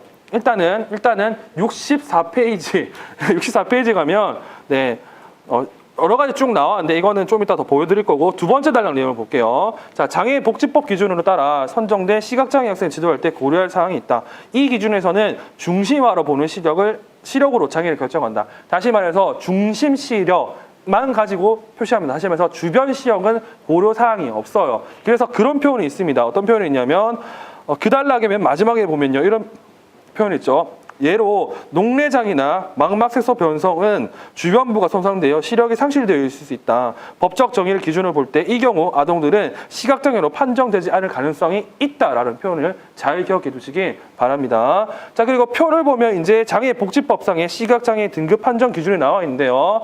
제가 어제도 그렇게 얘기해 드렸습니다. 장특법 할 때 시각 청각 같은 경우는 장특법 정의보다는 장보법 정의가 더 중요하다고. 따라서 이걸 외우셔야 되는데 안타깝게도 여기 3판 2세인가 3세 기준으로 2세, 3세 전에는 틀린 내용이 있어요. 3세 이후에는 올바른 내용이 있는데요. 그게 어디냐면 지금 표 2-2 시각장애 등급 판정 기준에 상급 1호 같은 게 저 책에는 이렇게 돼 있습니다. 좋은 눈의 시력이 0.08 이하인 사람으로 돼 있어요. 저 책에는 작년에 샀으면 그렇게 나올 가능성이 높고요. 올해나 작년 후반기에 샀으면 0.06으로 고쳐서 나오는 책이 있을 거예요. 지금 저 책에는 0.08로 나왔기 때문에 고쳐주시고요. 그 내용이 어디에 있냐면 제가 준 프린트에 나와 있습니다. 프린트 첫 번째 페이지에 보면 나와 있죠. 자, 개정 2013년 4월 3일 날 이렇게 돼 있습니다. 자, 제 상급을 보면 좋은 눈의 시력이 0.66 이하인 사람으로 되어 있어요. 다시 말해서 자기 책이 0.08로 돼 있다. 아, 옛날 책인데 소위 말해서 빡쳐셔야 됩니다. 아시겠죠? 옛날 책 판 거 아니야, 자기한테. 그렇죠? 빡쳐야지 그러면. 일단은 이 정도는 좀 기억해 주시고요. 선생님들이 이 정도는 좀 기억해 주세요. 어디까지 기억하셔야 되냐면요. 4급 2호 정도까지는 외우고 계시는 게 선생님들 신상에 좋습니다. 선생님들 신상에. 자, 그래서 프린트를 보면 이렇게 돼 있습니다. 1급 같은 경우는 0.2, 그리고 2급은 0.04, 3급은 0.06 돼 있는데 상급부터는 시야가 붙어서 나옵니다. 자, 상급의 1호라고 표현을 하죠. 상급의 1호는 시력이 0.06 이하인 사람, 2호는 두 눈의 시야가 각각 모든 방향에서 5도 이하인 사람 이렇게 돼 있고요. 오해하는 게 있는데 상급의 1호, 상급의 2호 같은 경우는 각각입니다. 각각에 줘요. 다시 말해서 이런 느낌입니다. 자, 제3급으로 묶을 수도 있는데요. 실제로는 제3급의 1호는 0.06 시력에 문제가 있는 사람, 그리고 상급의 2호는 시야에 문제가 있는 사람, 이렇게 분리해서 보셔야 돼요. 분리해서. 됐죠? 그러면 이렇게 말 수 있습니다. 제3급 이렇게 하면 바로 생각해야 될 게 시력, 시야 두 개가 있는데 그럼 얘가 어느 쪽의 문제지? 라는 거를 바로 생각하셔야 된다는 거. 됐죠? 그리고 65페이지 가면 이제 뭐가 나오냐면 장특법 시각장애 기준이 나오는데 실제로는 이따구로 안 되어 있습니다. 이것도 이미지 편집하신 거예요. 그래서 제가 나눠준 유인물을 보면 딱 이렇게 나와 있습니다. 1. 시각장애를 지닌 특수교육 대상자에서 시각계 손상이 심하여 시각 기능을 전혀 이용하지 못하거나 보조공학기기의 지원을 받아야 시각적 과제를 수행할 수 있는 사람으로서 시각에 의한 학습이 곤란하여 특정의 공학기구, 학습 매체 등을 통하여 학습하거나 촉각 또는 청각을 학습의 주요 수단으로 사용하는 사람을 시각장애를 하는데 실제에서는 이렇게 분리하지 않았습니다. 이분이 그냥 분리해 놓으신 거예요. 따라서 이것도 의미가 없습니다. 했죠. 그리고 이 기능적 혹은 교육적 정의가 이렇게 나와 있는데요. 여기서 좀 기억해야 될 게 66페이지 가면 표가 하나 있어요. 이 표는 공부했던 사람은 알 거예요. 왜? 명칭이 어디서 많이 봤거든. 많이 봤거든. 이게 어디 나오냐면 원거리 시력을 구할 때 0.1C표도 못 읽는 애들이 하는 게 지금 나와 있는 뭐 완전실명, 광각, 수동, 지수 이런 건데 이런 거를 뭐라고 한다고요? 기능적 정의라 하고 한다 정도는 기억해 두시는 게 좋을 것 같고 이 자세한 내용은 뒤에서 더 하도록 하겠습니다. 자, 그리고 쭉쭉 넘어가서 이제 어떤 것 좀 보셔야 되냐면 69페이지를 보겠습니다. 자, 69페이지 가면 시각장애 분류가 나오는데요. 자, 시각장애 분류는 공식적으로는 두 가지를 할 수 있습니다. 첫 번째 줄에 보면 시력장애와 시야 결손으로 크게 두 가지를 나눌 수 있어요. 아까도 법적 정의가 그렇게 나왔으니까 이렇게 두 가지를 나눌 수 있고요. 그리고 시각장애 학생의 교육과 생활 기능에 미치는 영향을 고려해서 실명시기 장애 진행 정도와 시각장애 외 중복 여부에 따라서 시각장애를 세분화할 수 있는데 이 책에서만 그렇다고요. 이 책에서만. 다시 말해서 다른 책은 다르게 나올 수도 있다는 거. 자, 그러면 첫 번째 실명시기에 대한 분류가 있는데요. 이거는 좀 중요합니다. 이거 가지고 시험에서 엄청 많이 나왔어요. 초등 유아에서는. 자, 그러면 기억하셔야 될 게 두 번째 단락에 있는 두 번째 줄에 보면 이렇게 나와 있습니다. 숫자가 하나 나와 있죠. 5세를 기준으로 해서 선청맹과 후천맹으로 구분한다고 나옵니다. 다시 말해서 태어날 때부터가 아니라 5세 전에는 선청이고요. 5세 후에는 후천이라는 거. 이렇게는 기억하고 계셔야 됩니다. 그리고 이걸 좀 디테일하게 해서 그 밑에는 어떻게 나와 있냐면 선천적 전맹, 후천적 전맹, 아니면 선천적 부분맹, 후천적 부분맹 이렇게 네 가지로 나누는데 기본적으로 이것 또한 5세 기준으로 후천이나 선천을 나눈다는 정도는 기억하고 계셔야 됩니다. 넘어가겠습니다. 자, 넘어가서 이제 뭐 시각장애 진행 정도에 따른 분류인데 뭐 급성이냐 만성이냐 이런데 이거는 저희랑 아무 상관이 없다는 거. 그리고 세 번째 시각 외 장애 중복에 따른 분류가 있는데 이것 또한 여기는 별로 안 중요하고 뒤에 있는 시각 중복 장애 교육 방법이 더 중요하기 때문에 이건 넘어갈 겁니다. 자, 그리고 72페이지 보면 시각 상실이 있어요. 자, 시각 상실은 좀 봐주셔야 됩니다. 왜냐하면 이 책도 나오고요. 정의는 복지책에서도 이것도 나와요. 이 내용이. 자, 그럼 시각 상실이 뭐냐라고 물어봤으면 이렇게 대답하셔야 됩니다. 일상적인 과제 혹은 활동 수행을 방해하는 시각 능력을 심각한 상실을 의미한다. 그리고 안경 혹은 콘택트 렌즈 같은 시각 보조구를 사용하여도 정상 수준으로 교정될 수 없는 경우를 얘기한다. 다시 말해서 내가 뭘 해도 안 된다는 거. 이때는 시각 상실이라고 하고요. 그리고 73페이지 보면 이러한 시각 손상 범주라고 해서 이렇게 나와 있어요. 이게 시각 상실을 뭐 정상부터 완전 시각 상실까지 나와 있는데 이거 다 외우면 제가 보기에는 전국 1등 할 겁니다. 다시 말해서 어떤 거 정도 봐주셔야 하면 정상과 최고 안 좋은 게 어느 정도 되느냐. 다시 말해서 정상 시각은 0.8 이상 돼야 된다고요. 다시 말해서 여기서 정상이 아닌 분들도 계시다는 거. 0.8이 쉽게 안 나옵니다. 요즘에는. 쉽게 안 나와요. 쉽게. 자, 그리고 뭐 경도보다 쭉 나오는데 맨 마지막에 뭐가 있냐면 완전 시각 상실. 그게 무광각. 그래서 NLP라고 표현한다는 것 정도만 기억하시면 좋을 것 같고 이런 게 어떤 분류냐면 시각 상실에 따른 분류라는 것 정도는 기억하고 있는 게 좋겠죠. 이제 넘어가서 이제 79페이지에 있는 시각장애 원인과 진단 부분입니다. 자, 이 부분은 아까도 얘기했지만 이 부분은 이만 선생님이 가장 잘 나와 있어요. 엄청 자세하게. 그래서 이 부분은 조금 미안하지만 좀 부실해요, 많이. 다시 말해서 이 책만 보고 이 부분 풀잖아요. 절대 못 풀어요, 임용을. 이 책은 절대 못 풀어요, 이 부분만으로는. 그래서 다른 책도 봐야 된다는 거.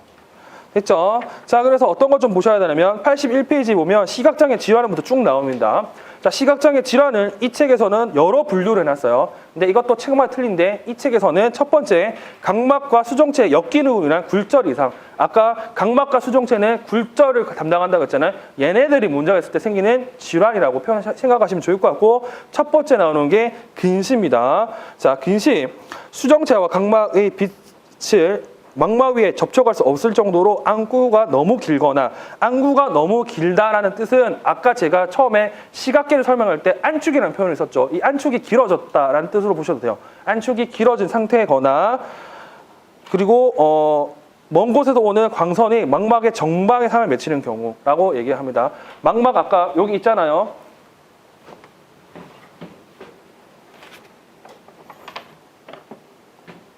망막이 여기 있는데 예를 들어서 얘가 정극과 후극 연결하는 선을 안축이라 했잖아요. 얘가 길어지면요. 당연히 들어오는 게 여기 맺히겠죠.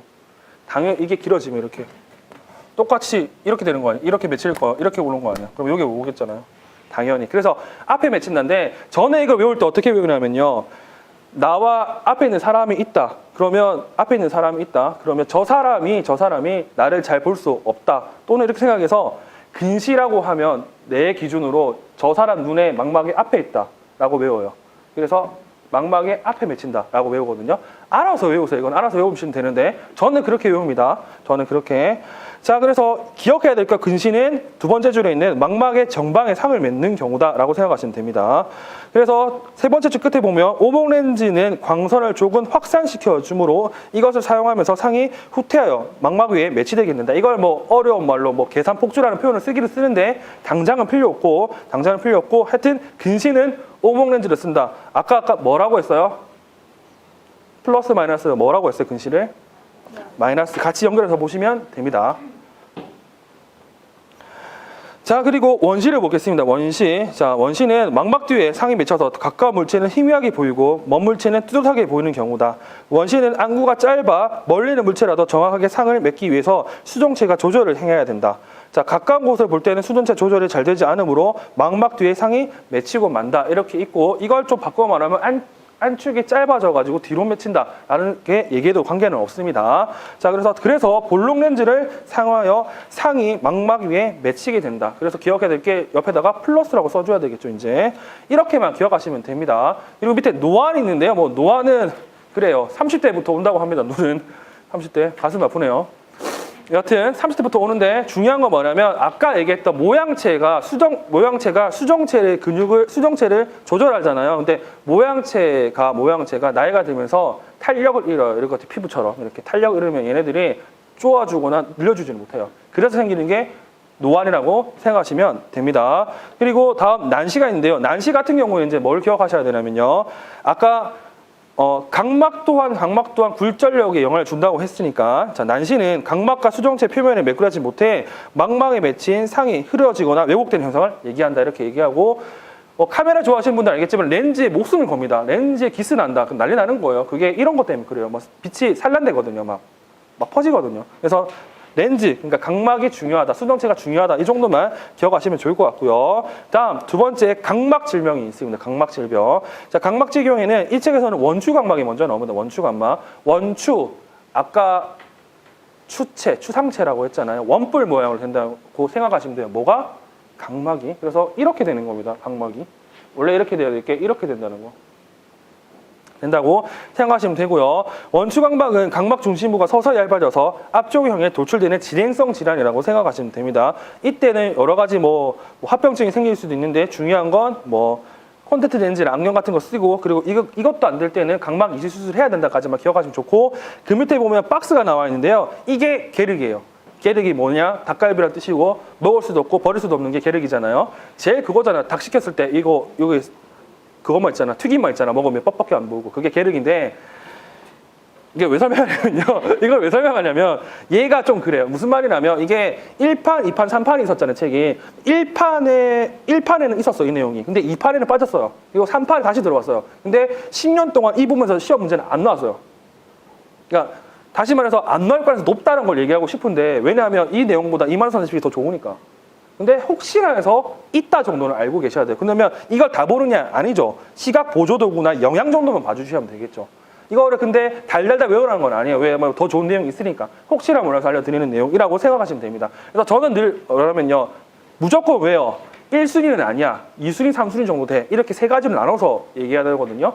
문제가 나온다고 하면 당연히 1순위, 2순위에서 많이 나와요. 근데 2, 3순위 같은 경우는 나올 수도 있어요. 왜? 내가 시험을 안 내거든. 그러니까 누구나 봐도 안 넣을 것 같은데 낼 수도 있잖아요. 그래서 언급을 해드리는 겁니다. 이게 2, 3술 정도 되는 내용이라고 정도 기억하시면 됩니다.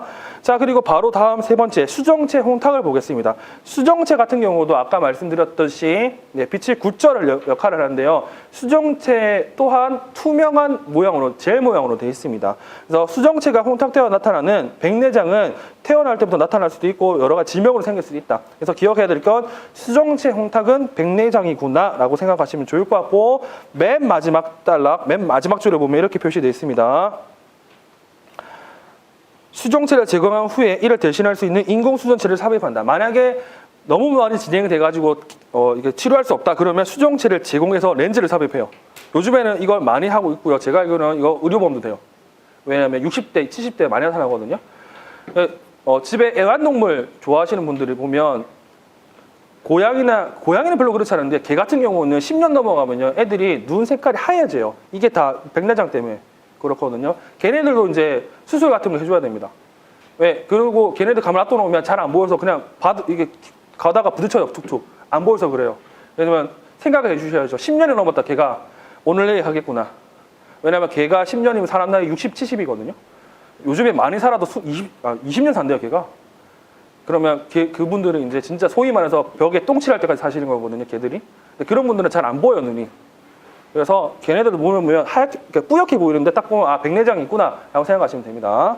자, 넘어갈게요. 자, 넘어가면 얘도 계륵처럼 나와 있는 게 있죠. 계륵처럼 나와 있는데 시각 보조 도구나 교육시 고려사항 정도만 한번 체크해 보시면 좋을 것 같고요. 다음 나눈 게 망막 이상입니다. 자, 망막 이상 같은 경우는 아까 망막은 필름 그리고 영화관에서 스크린이라는 거 말씀드렸죠. 얘가 이상되면 잘 안 보일 거예요. 그래서 처음에 나온 게 황반 변성이라고 있고요. 황반은 아까 제가 뭐라고 했죠?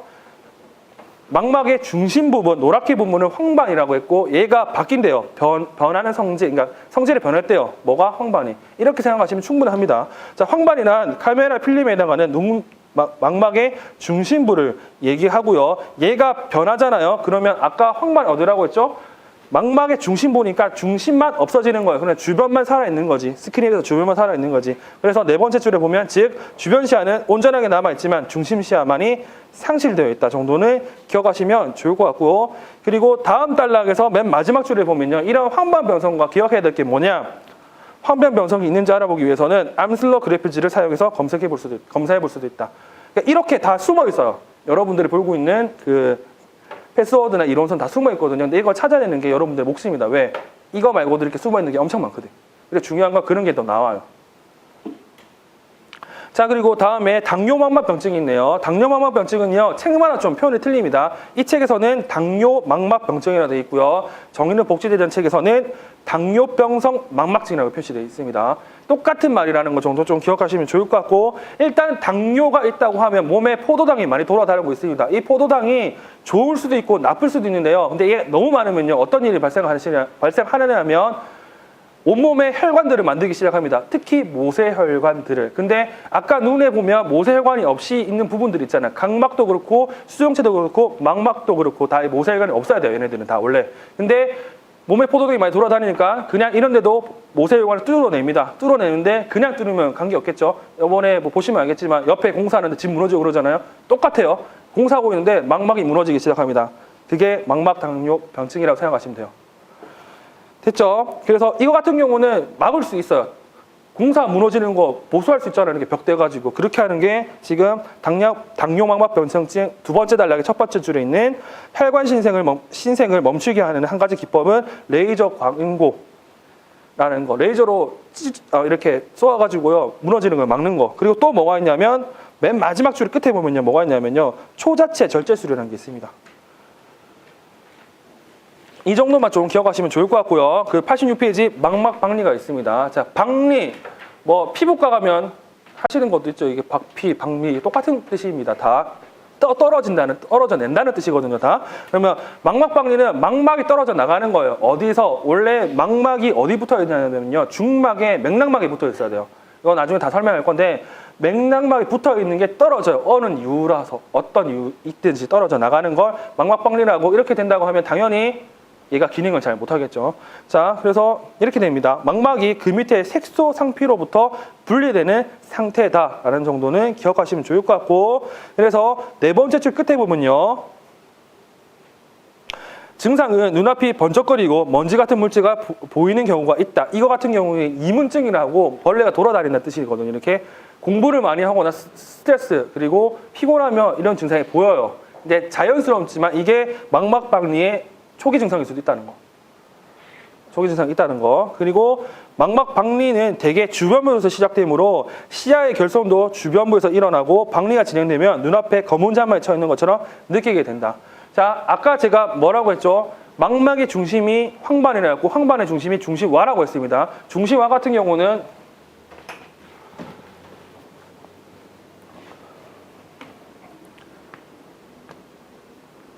이렇게 돼 있죠. 이렇게 돼 있는데 상식적으로 이런 모양에서 떨어지기 쉬운 게 어디서 떨어지냐면요. 얘네들부터 떨어지기 시작합니다. 바깥에서 떨어지겠죠. 자, 집에 생각해 보세요. 벽지 같은 게 가운데서 떨어지나요? 아니, 벽지는 끝에서 떨어져요. 똑같아요, 이것도. 붙어있다고 생각하는데 옆에서 떨어지는 거예요. 그리고 이건 나중에 녹내장과도 관련되어 있습니다. 일단 기억해야 될 걸 여기서는 주변부부터 떨어진다. 다시 말해서 주변부에 있는 간체를 사용하지 못한다, 처음에는. 이것만 딱 기억하시면 됩니다. 자, 그 다음에 미수가 망막병증인데요. 미수가 망막병증, 이 책에서는 뭐라고 되냐면 인큐베이터 문제라고 되어 있습니다. 근데 실제로는 요즘엔 달라요. 이것만 좀 기억하시면 좋을 것 같고, 기억하셔야 될 건 첫 번째 단락의 세 번째 줄 끝에 보면요. 자, 미수가를 인큐베이터에 넣었을 때 산소가 지나치게 공급되면 눈 속에 신생혈관에 유가 조직이 동반되어 나타나며 혈관의 비정상적인 확대가 나타나 망막 박리와 완전 실명이 일어난다. 이게 미수가 망막병증이라고 생각하시면 됩니다. 자, 일단은 원래 망막에는 혈관이 없어야 되는데 산소 포화 농도가 높아짐으로써 혈관이 생성된다. 그래서 망막이 떨어져서 실명이 된다. 이게 미수가 망막병증이라고 이 책에는 이렇게 나와 있어요. 됐죠? 그리고 87페이지에 보면 이러한 미수가 망막병증의 시각 보조도구와 교육시 고려사항들이 나와 있고, 그 다음 망막 색소 변성이 나와 있습니다. 이게 제일 중요하죠. 자, 유전적 망막 변성의 가장 흔한 형태는 망막 색소 변성이라는 질병인데 이것은 유전성 질병입니다. 이거는 유전성 질병이라서요. 본인이 망막 색소 변성 유전자를 가지고 있으면 40대 이후에는 많이 조심하셔야 됩니다. 그래서 좀 뭐라 해야 되지? 유전 검사 그리고 정기적 검사를 자주 하셔야 된다는 거 정도. 자, 그럼 이거 같은 경우는요. 이거 같은 경우는 네 번째 줄 내려가면요. 이런 표현이 있습니다. 이는 간상체 수용기가 손상되었기 때문이다. 예, 처음에는 간체부터 죽어나갑니다. 그리고 나이가 들면서 이 병은 천천히 진행하며 말초망막이 점차 손상된다. 말초망막이라는 끝에 있는 것들이 죽어나간다고 합니다. 그래서 이게 어떻게 되느냐. 자, 황망으로 진행하면서 터널 시야가 나타나고, 터널 시야는 아까 협착이라고 표현했어요. 시야 협착. 터널 시야가 나타나고 중심 시력이 감소되면 결국 실명이 된다까지 있습니다. 그리고 어떤 표현이냐면 이런 표현도 있네요. 맨 마지막 그 첫 번째 단락 마지막 부분에 이렇게 돼 있습니다.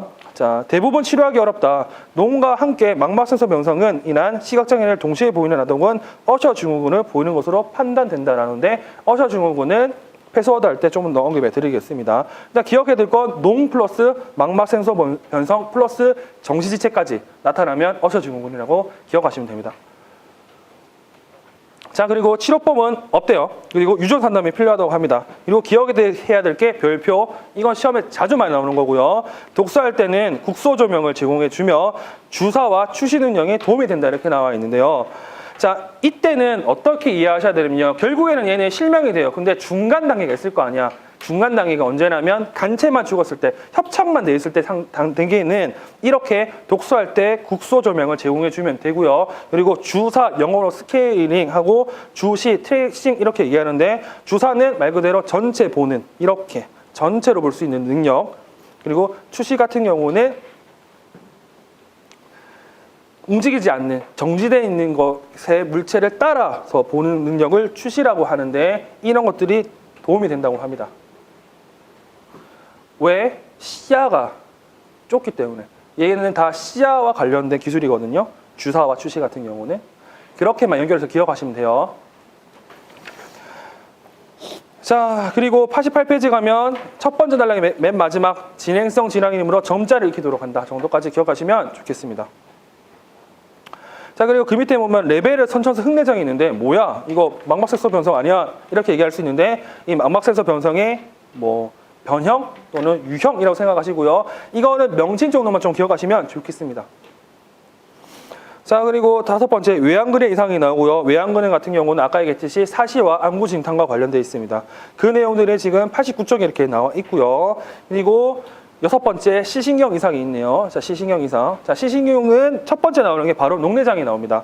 자, 녹내장은 안압이 상승하면서 시신경이 눌리거나 혈액 공급이 원활되지 시야가 좁아지거나 시력이 떨어지다가 최악의 경우 실명하는 질환이라고 나와 있는데 이 이유가 뭐냐면요. 아까 처음에 얘기했던 그 각막과 홍채 사이에 있는 공간, 정방 또는 후방 안에 있는 방수가 밖으로 안 나와서 그렇게 생각하시면 돼요. 자, 아까 이렇게 안구가 있다고 치죠. 안구가 있다고 치는데 이 앞에 공간이 있다고 했죠. 제가 이 안에 뭐가 있냐면 방수가 있어요. 자, 이렇게 생각하시면 돼요. 이 공간 안에 방수가 차는데 풍선에 물을 계속 넣는다고 생각하시죠. 물을 계속 넣는데 안 넣으면 어떻게 되겠어요? 풍선이 터져요. 터지는 게 지금 나와 있는 녹내장을 생각하시면 됩니다. 자, 풍선이 터지기 전에 어떻게 되냐면요. 계속 커지겠죠. 계속 커지면 이 전체의 압력이 증가하기 시작합니다. 자, 압력이 증가하기 시작하는데 이것도 뒤에 나오겠지만요. 풍선이 이런 모양입니다. 자, 이거 어디라고요? 중심화죠. 그래서 얘가 압력이 이 바깥에부터 전달이 돼요. 계속 이렇게. 그렇게 되면 당연히 얘도 또한 간체부터 죽어나갑니다. 물려가지고. 그래서 이 녹내장도 나중에 보시면 이 추체를 활용할 수 있는 기술을 설명하고 있거든요. 얘도. 됐죠? 그래서 두 번째 단락의 두 번째 줄 끝에 보면 이렇게 돼 있습니다. 녹내장의 최종 결과는 시신경의 손상이지만 이 문제의 시작은 눈의 앞쪽에 있다. 그리고 아까 이게 방수와 관련돼 있다더라 정도 기억하시고 다음 페이지 넘어가면 이제 단락에 두 개 나오는데 두 번째 단락에서 밑에서 두 번째 줄을 보시면요. 자, 홍채 절제술을 사용해야 된다. 홍채에 작은 구멍을 내어 수양액이 눈 밖으로 흘러낼 수 있도록 압력을 감소시킬 수 있다. 이렇게 나와 있는데 실제로 방수는 나중에 앞에 보시면 이제 홍채 앞에 그림이 있는데요. 그 그림에서 슐랭갈이라는 게 있어요. 슐랭갈이라고. 그것을 통해서 방수가 왔다 갔다 되는데 이게 막히거나 기능을 못하니까 아예 홍채를 째는 거예요. 그러면 방수가 나오겠죠. 그래서 홍채 절제술이 이 녹내장의 치료 방법으로 나와 있습니다. 그리고 녹내장, 유약의 녹내장 한 번 정도 보시고요. 그리고 91페이지 가면 시신경 위축이 나와 있는데요. 이 시신경 위축은 시험에 엄청 많이 나왔어요. 근데 이대로 안 나와요. 왜냐하면 이거는 케바케예요. 케이스 바이 케이스. 그러니까 시신경이 위축이 되면요. 전체가 보일 수도 있고 전체가 안 보일 수도 있고 부분이 보일 수도 있고 막 이런 거거든요. 그래서 이 내용을 읽어보시면 어떤 내용이 나타나면요. 일반적인 시각장애 특성을 그냥 시각장애 특성과 일반적인 시각장애의 뭐 교수 방법, 보조 방법이 나와 있는 것 뿐이에요. 그래서 시험에서는 이게 절대로 이대로 안 나오고요. 그냥 이렇게 나와 있어요. 특의 장애 질환, 시신경 위축 그리고 특성이 나와 있어요. 뭐 시야는 어떻고 뭐 시력은 어떻고 이런 식으로 나왔기 때문에 이거 외우는 거는 별로 도움이 안 돼요. 그 대신 기억해야 될 게 뭐냐면 두 번째 단락의 맨 마지막에 뭐가 나와 있냐면요. 스탠드와 같은 국소 조명을 제공하고 손잡이형 확대경과 확대 독서기, 망원렌즈 등의 광학 보조구를 제공한다는데 모든 책이 다 이렇게 나와 있는데요. 근데 늘 안 빠지는 게 뭐냐면 국소 조명 사용은 늘 같이 들어가 있어요. 그 이유는 아무도 몰라요. 아무도 몰라요. 제가 그렇게 찾아봤는데 하나도 모르겠어요. 심지어 일본어 책도 찾아봤거든요. 안 나와 있어요. 그냥 나와 있다 정도만 기억하시면 됩니다. 이따구로. 그리고 그 밑에 보면 이제 시각 보조도구 이런 것들 나와 있는데 한 번 정도만 읽어보시고 그리고 92페이지 가면 시신경 형성 부전 이렇게 나와 있는데 이것도 한 번 정도 읽어보세요. 그리고 93페이지에 보면 컬러로 이렇게 쭉 나와 있는데 아까 얘기했던 협착 감도저와 그리고 뭐 암점들이 이렇게 표시되어 있습니다. 그렇죠? 이걸 기억하시는 게 제일 중요합니다. 이게 중요한 게 제본하면 검게 보이네요. 제본하면 검게 보이네요. 자, 넘어갈게요. 자, 넘어가면 94페이지에 기타 질환이 있고요. 기타 질환에는 선춘적 안구 결함이 쭉 나오는데 여기서 기억해야 될 게 95페이지에 있는 무홍채증 정도는 기억해 두시고 이 무홍채증은 시험에 많이 나왔다는 거 정도. 아까 홍채가 뭐라고 했죠? 홍채가 카메라의 조리기 역할, 빛을 조절하는 역할을 해요. 이 조절하는 게 없다. 그러면 빛이 마구마구 들어오겠죠. 그러면 우리가 해줘야 될 거, 빛을 막아줘야 되겠죠. 그 막아주는 게 지금 교육시 고려사항에 나와 있어요. 그래서 뭐 챙달리 모자라든지 선글라스 끼게 해주는 이런 게 나와 있거든요. 이 정도만 좀 봐주시면 좋을 것 같고 다음 넘어가겠습니다. 다음 넘어가서 96페이지에 보면 안구 진탕, 안진 이렇게 나와 있죠. 자, 안진 같은 경우는 두 번째 단락 볼게요. 자, 안진은 고정 주시 문제의 예로서 눈동자가 빠르게 흔들려서 보아야 하는 대상에 초점을 맞추거나 책을 읽는 것이 불편한 경우를 말한다. 고정 주시, 뭐 옛날에는 고시라고 했습니다. 이렇게 한 점을 찍어가지고 보는 게 힘들다. 그래서 책을 읽기 불편하다. 이 정도만 기억하시면 되고 그 이상은 아까 얘기했듯이 외양글 이상이라는 정도만 봐주시면 좋습니다. 그 다음에 97페이지 볼게요. 97페이지 보면 백색증이 있고요. 백색증을 영어로 알비노 이렇게 나와 있습니다. 알비노 같은 경우는 뭐 주위에 간간히 보실 거고요. 그리고 알비노의 대표적인 게 뭐 백호 이런 것들이거든요. 백호 이런 것들. 이거 같은 게 뭐냐면 피부에 멜라닌 색소가 있어야 돼요. 이 멜라닌 색소가 뭐냐면요. 여러분들의 주근깨를 만드는, 그러니까 다시 말해서 이 자외선을 막아주는 역할을 해요. 얘가. 그러니까 여러분의 피부 세포를 멜라닌 색소가 대신 받아주고 있어요. 근데 여러분들이 그걸 싫어하죠. 그래서 따로 하나 바르시죠. 선크림을 바르는데 얘가 역할이 뭐냐면 자외선을 막아주는 거예요. 다시 말해 햇빛을 막아주는 건데요. 몸에 색소가 없어요. 그리고 심지어 아까 홍채가 아까 뭐라 했냐면 제가 카메라에 조리개죠. 그 조리개가 투명해요. 그러면 안 되겠죠. 그래서 눈에 빛이 많이 들어오는 거예요. 이게 백색증이고요. 그래서 어떻게 돼 있냐면 백색증은 눈, 피부 혹은 눈의 색소가 부족한 유전적 상태다. 그래서 백색증에 있는 학생이나 사람들을 보면 눈이 선홍빛입니다. 무슨 말이냐면 혈관이 비쳐가지고 보여요. 그렇게 선홍빛. 색깔이 빨간색도 아니고 하여튼 그래요. 특히 색깔이 있어요. 보시면 바로 아십니다. 바로 알 거예요. 그리고 두 번째 단락에 보면 백색증은 눈 백색증과 피부 백색증으로 나누는데 이 책에만 이렇게 나눠 있는 거고요. 홍채에 멜라닌 색소가 없어가지고요. 비쳐서 보여요. 그래서 빨간색으로 보입니다. 빨간색으로. 됐죠? 98페이지 가면 이런 백색증의 시각 보조도구와 교육시 고려사항 정도 보시고, 그리고 98페이지 보면 피지 시각장애가 있는데요. 이 피지 시각장애는 정말 나을 것 같은데 아직도 안 나오네요. 왜냐하면 이 책보다는 정의를 복지제 책에 엄청나게 자세하게 나와 있어요. 그래서 엄청나게 자세하게는 정의를 복지제 자체를 보면서 할 거지만 일단 먼저 보겠습니다. 피지 시각장애는 두뇌 피질의 후두엽 병변으로, 후두엽이 뒤에 있다고 말씀드렸어요. 후두엽 병변으로 실명한 상태다. 눈은 정상이지만, 이때 말하는 눈은 정상인지 뭐냐면 시각계는 정상이에요. 기능은 하고 있는데 이 기능을 통해서 받아들인 정보를 처리하지 못해서 나타내는 게 피지 시각 장입니다.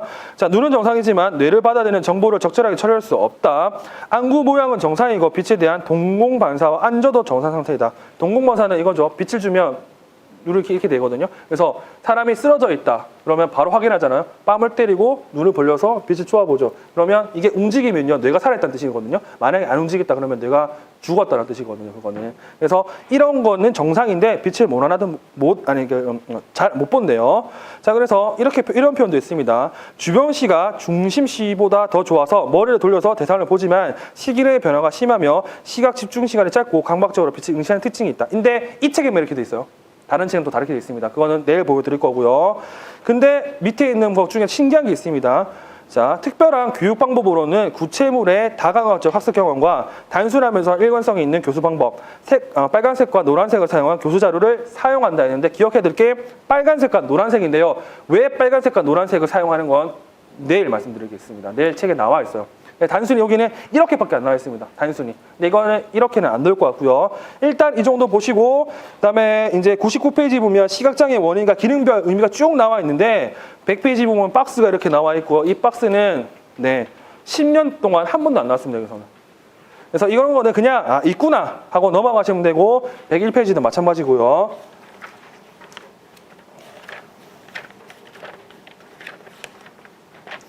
그래서 쭉쭉 넘어갈게요. 쭉쭉 넘어가서 117페이지 가면 이제 뭐가 나오냐면 이제 시각 능력 검사가 나옵니다. 이게 엄청 중요하죠. 시각 능력 검사가. 자, 시각 능력 검사에서 첫 번째 나오는 게 이제 시각 능력 검사. 시각 능력 검사는 시력, 시야, 색각을 들 수 있다. 이렇게 나와 있습니다. 시력, 시약, 색각을 들 수 있는데요. 플러스 알파로 이제 대비감도, 광감도, 안운동 조절. 아까 설명했던 내용이 다 나오고 있습니다. 다시. 자, 그 첫 번째 시력 검사는요. 아까 말씀드렸죠. 최소 가독 시력, 이게 제일 중요하다고. 최소 가독 시력을 구하는 겁니다. 즉 특정 거리에서 문자나 형태를 명확하게 알아보는 능력을 측정한다. 우리가 일반적으로 말하는 시력은 5m 거리에서 측정한 원거리 시력, 즉 중심 시력이자 나한 시력이다. 아까 제가 다 설명드린 겁니다. 중심 시력이고 나한 시력이래요. 자, 그리고 다음 페이지 넘어가면 이제 뭐가 나오냐면요. 이러한 시력 검사하는 방법들이 나오는데요. 이 책에서는 뭐가 나오냐면 첫 번째 줄을 보겠습니다. 난돌트 고리, 스텔렌시표, 한식 표준 시시력표 이렇게 나와 있는데 이거 같은 경우는 5m 또는 6m에서 측정할 수 있는 거라고 나와 있습니다. 그래서 여기서 기억해야 될 게 첫 번째 단락의 맨 마지막에 보면 한식 시시력표는 3m용이 있다고 이렇게 나와 있어요. 그래서 여기는 없지만 기본적으로 기억해야 될 게 한식은 3m 또는 5m, 그리고 진용화는 4m, 이 정도는 좀 기억하시는 게 좋을 것 같습니다. 다시 한식은 3m 또는 5m, 진용화는 4m라고 기억하시는 게 좋을 것 같네요. 자, 그리고 맨 마지막 달러를 보겠습니다. 맨 마지막 달러를 보면요. 시력 측정은 시시력표의 조명은 200룩스를 하고, 자, 200룩스, 이거 룩스 또 나왔죠? 아까 또 나왔죠? 200룩스면 좀 어두워요. 왜? 얘가 빛이 나거든요. 보시면 아시겠지만. 자, 200룩스를 하는 거고요. 그리고 이 자세한 거는 뭐 패스워드 보면 다 할 건데 일단은 어떻게 하냐면요. 특정 거리, 지금 예를 들어서 이거는 뭐 한식 5m로 한다면 5m 거리에서 이제 읽어 나가는 거예요. 뭐 대충 찍었죠. 뭐 0.6에서 뭐 숫자 글자가 5개 또는 7개 이렇게 쭉 나와요. 이 중에서 과반수 이상을 읽으면 이제 그 밑으로 내려가는 거고, 그리고 못하면 올라가는 건데 0.1까지 왔는데 못 읽었다. 이 다음부터가 중요합니다. 0.1까지 읽었는데 5m에서 못 읽었다. 그러면 이제 1m 단위로 이제 앞으로 갑니다. 그래서 물어보는 거죠. 4m 와서 0.1 읽히냐? 아니요. 그러면 1m 더 와. 3m 읽히냐? 아니요. 이런 식으로 해서 이제 시력을 구하는데요. 그 시력 구하는 방법이 119페이지에 첫 번째 단락, 네 번째 줄부터 나와 있어요. 자, 예를 들어 볼게요. 예로 0.04 시력은 0.1 곱하기 5분의 2로 산출된 시력으로 아동이 0.1시표를 2m까지 가서 볼 수 있다는 의미다. 예를 들어서 이따구로 시험 문제 나왔네요. 0.66이라고 하면 아까 저기 어디야 장보법에서의 그 급소도 알 수 있잖아요. 0.66이면. 그리고 얘는 이 0.04 상급이 어느 수준이냐라고 물어보면 5m 기준으로 얘기한다 보면 이렇게도 얘기할 수 있다고. 이렇게 좀 이해하시는 게 좀 더 좋습니다. 자, 그리고 이런 식으로 해서 1m 갔는데도 0.1을 못 읽었다. 이러면 어떻게 해야 되냐면 얘를 데리고 이렇게 말씀을 하셔야 됩니다. 따라온나 해가지고 앉아요, 둘이. 앉은 다음에 이제 1m 안에서 이제 하는 겁니다. 손가락을 가지고 하는 건데 이걸 지수라고 하거든요. 손가락 숫자를 3개 만들어요. 하나냐, 2개냐, 3개냐, 4개냐 하고 있는데 이것 또한 1m에서 하나, 2개 안 보인다. 그러면 10m 단위 앞으로 와요. 그러면 50, 30, 20 이렇게 오겠죠. 그러면 50cm에서 손가락의 개수를 알았다. 그러면 FC, 핑거 카운터에서 FC 51로 포기합니다. 그게 지금 두 번째 단락에 나와 있는 내용이고요. 그리고 이것 또한 안 된다. 그러면 어떻게 해야 되냐. 자, 따라온나 이렇게 해야 돼요. 따라온나. 그런 다음에 이제 손을 흔들어 봐요. 움직이냐, 안 움직이냐. 이게 수동이라고 표현하고요. HM이라고 표현합니다. 자, 이것도 안 된다. 그러면 이제는 으슥한 데로 가야 돼요. 암실로 가요. 암실로 간 다음에 이제 뭘 하냐면 빛을 보여줍니다. 빛이 이쪽에서 오느냐 저쪽에서 오느냐, 빛의 방향이 어디냐, 빛이 있냐 없냐를 판단하는 게 밑에 나와 있는 광각 또는 광투사라고 하고요. 이거는 그게 없어요. 순서가 아니에요. 지금까지 이게 순서거든요. 어떤 순서냐면 지수, 그리고 수동, 그리고 광각, 광투사, 이게 똑같은 수준이에요. 광각, 광투사는 그렇게 구분할 수는 없고요. 암실에서 빛의 유무도 못 알아본다. 그러면 너는 맹으로 허락하겠노라. 이렇게 얘기하는 게 뒤에 나오는 이제 영맹이고 영어로 LMP로 표시한다는 것까지 기억하시면 됩니다. 이거 정도는 기본적으로 하고요. 이게 아까 뭐라고 했죠? 기능적 정의에 들어갑니다. 이게 했죠? 이 정도는 좀 알고 계시면 좋을 것 같고요. 그리고 121페이지 가면 시야가 나오는데 시야는 아까 여러 가지 뭐 분류를 했었는데 이쪽에서는 이제 필요한 게 동적 시야와 정적 시야. 동적 시야는 아까 움직임에서 측정하는 거.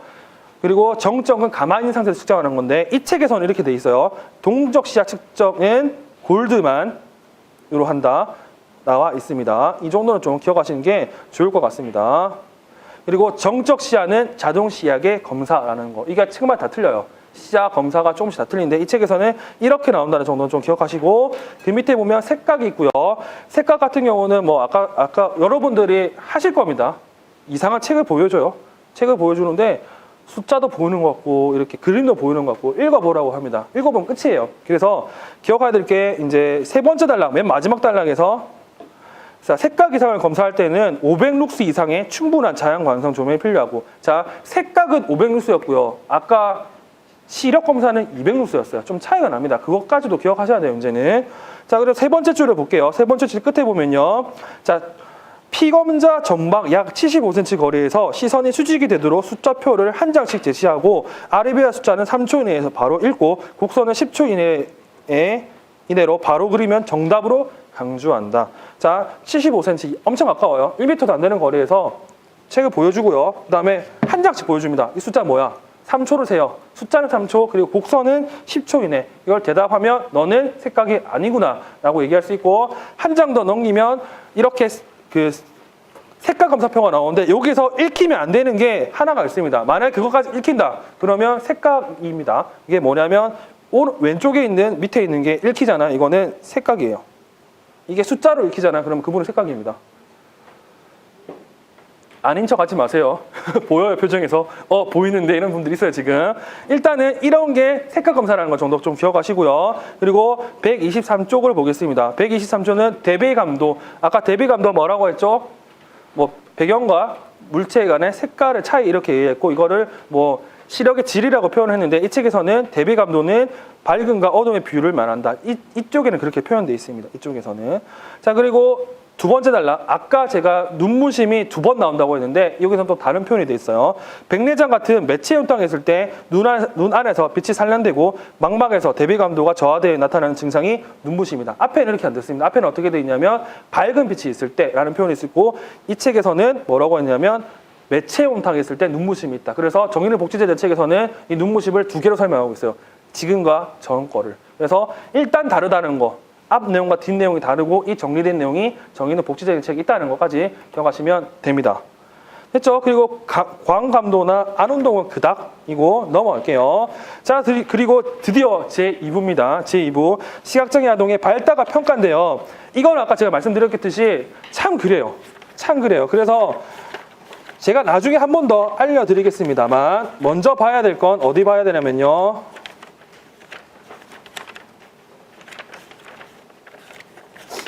네, 168페이지. 이 168페이지 이 내용을 좀 기억하셔야 되고 이 내용은 제가 맨 마지막에 다시 돌아와서 확인해 드리겠습니다. 그리고 또 봐야 될 게 어떤 걸 봐야 되냐면 173페이지. 이게 뭐냐면 작년 초등에 나왔던 확대 핵심 교육과정의 평가 영역입니다. 다시 말해서 작년은 이거 쓰는 거였죠. 시각장애 확대 핵심 교육과정을 쓰는 거였잖아요. 만약에 또 나오잖아요. 이제 뭐 쓰라 할까요? 이거 쓰라고 합니다. 영역에 뭐 있냐 쓰라고 할 거예요. 이제는 늘 그따지고요. 늘 그따고. 처음에 정의 언급하고 그 다음에 종류가 뭐냐 이렇게 늘 물어보니까 당연히 이 표는 다 외우지 못하더라도 영역 정도는 알고 있어야 된다고. 지금 영역이 제 기억으로는 8가지인가 기억되거든요. 이거 정도는 좀 기억하셔야 됩니다. 이제는. 그리고 나온다고 하면 초등에서 나오지 않고 이제는 중등에서 나오겠죠. 또는 유아에서 나오거나. 늘 그런 식입니다. 똑같은 주제 새로 나왔다. 돌려 먹어야지. 돌려 써야지 그거. 했죠? 이거는 좀 이따 더 볼 거고요. 쭉쭉 뒤로 넘어가겠습니다. 쭉쭉 뒤로 넘어가서 이제 182페이지 보면 시각장애 아동에 위한 평가 도구들이 나오고 여기서 기억해야 될 게 시기능 검사를 기억하셔야 됩니다. 이 시기능 검사 또한 뒤에도 나옵니다. 어디 나오냐면 이제 선생님들이 알고 있는 콘의 시효율 모형, 시기능 모형에도 나오는데요. 일단 183페이지 볼게요. 183페이지의 두 번째 단락을 보겠습니다. 자, 두 번째 단락. 시기능. 아까 이거 언급했었습니다. 시기능.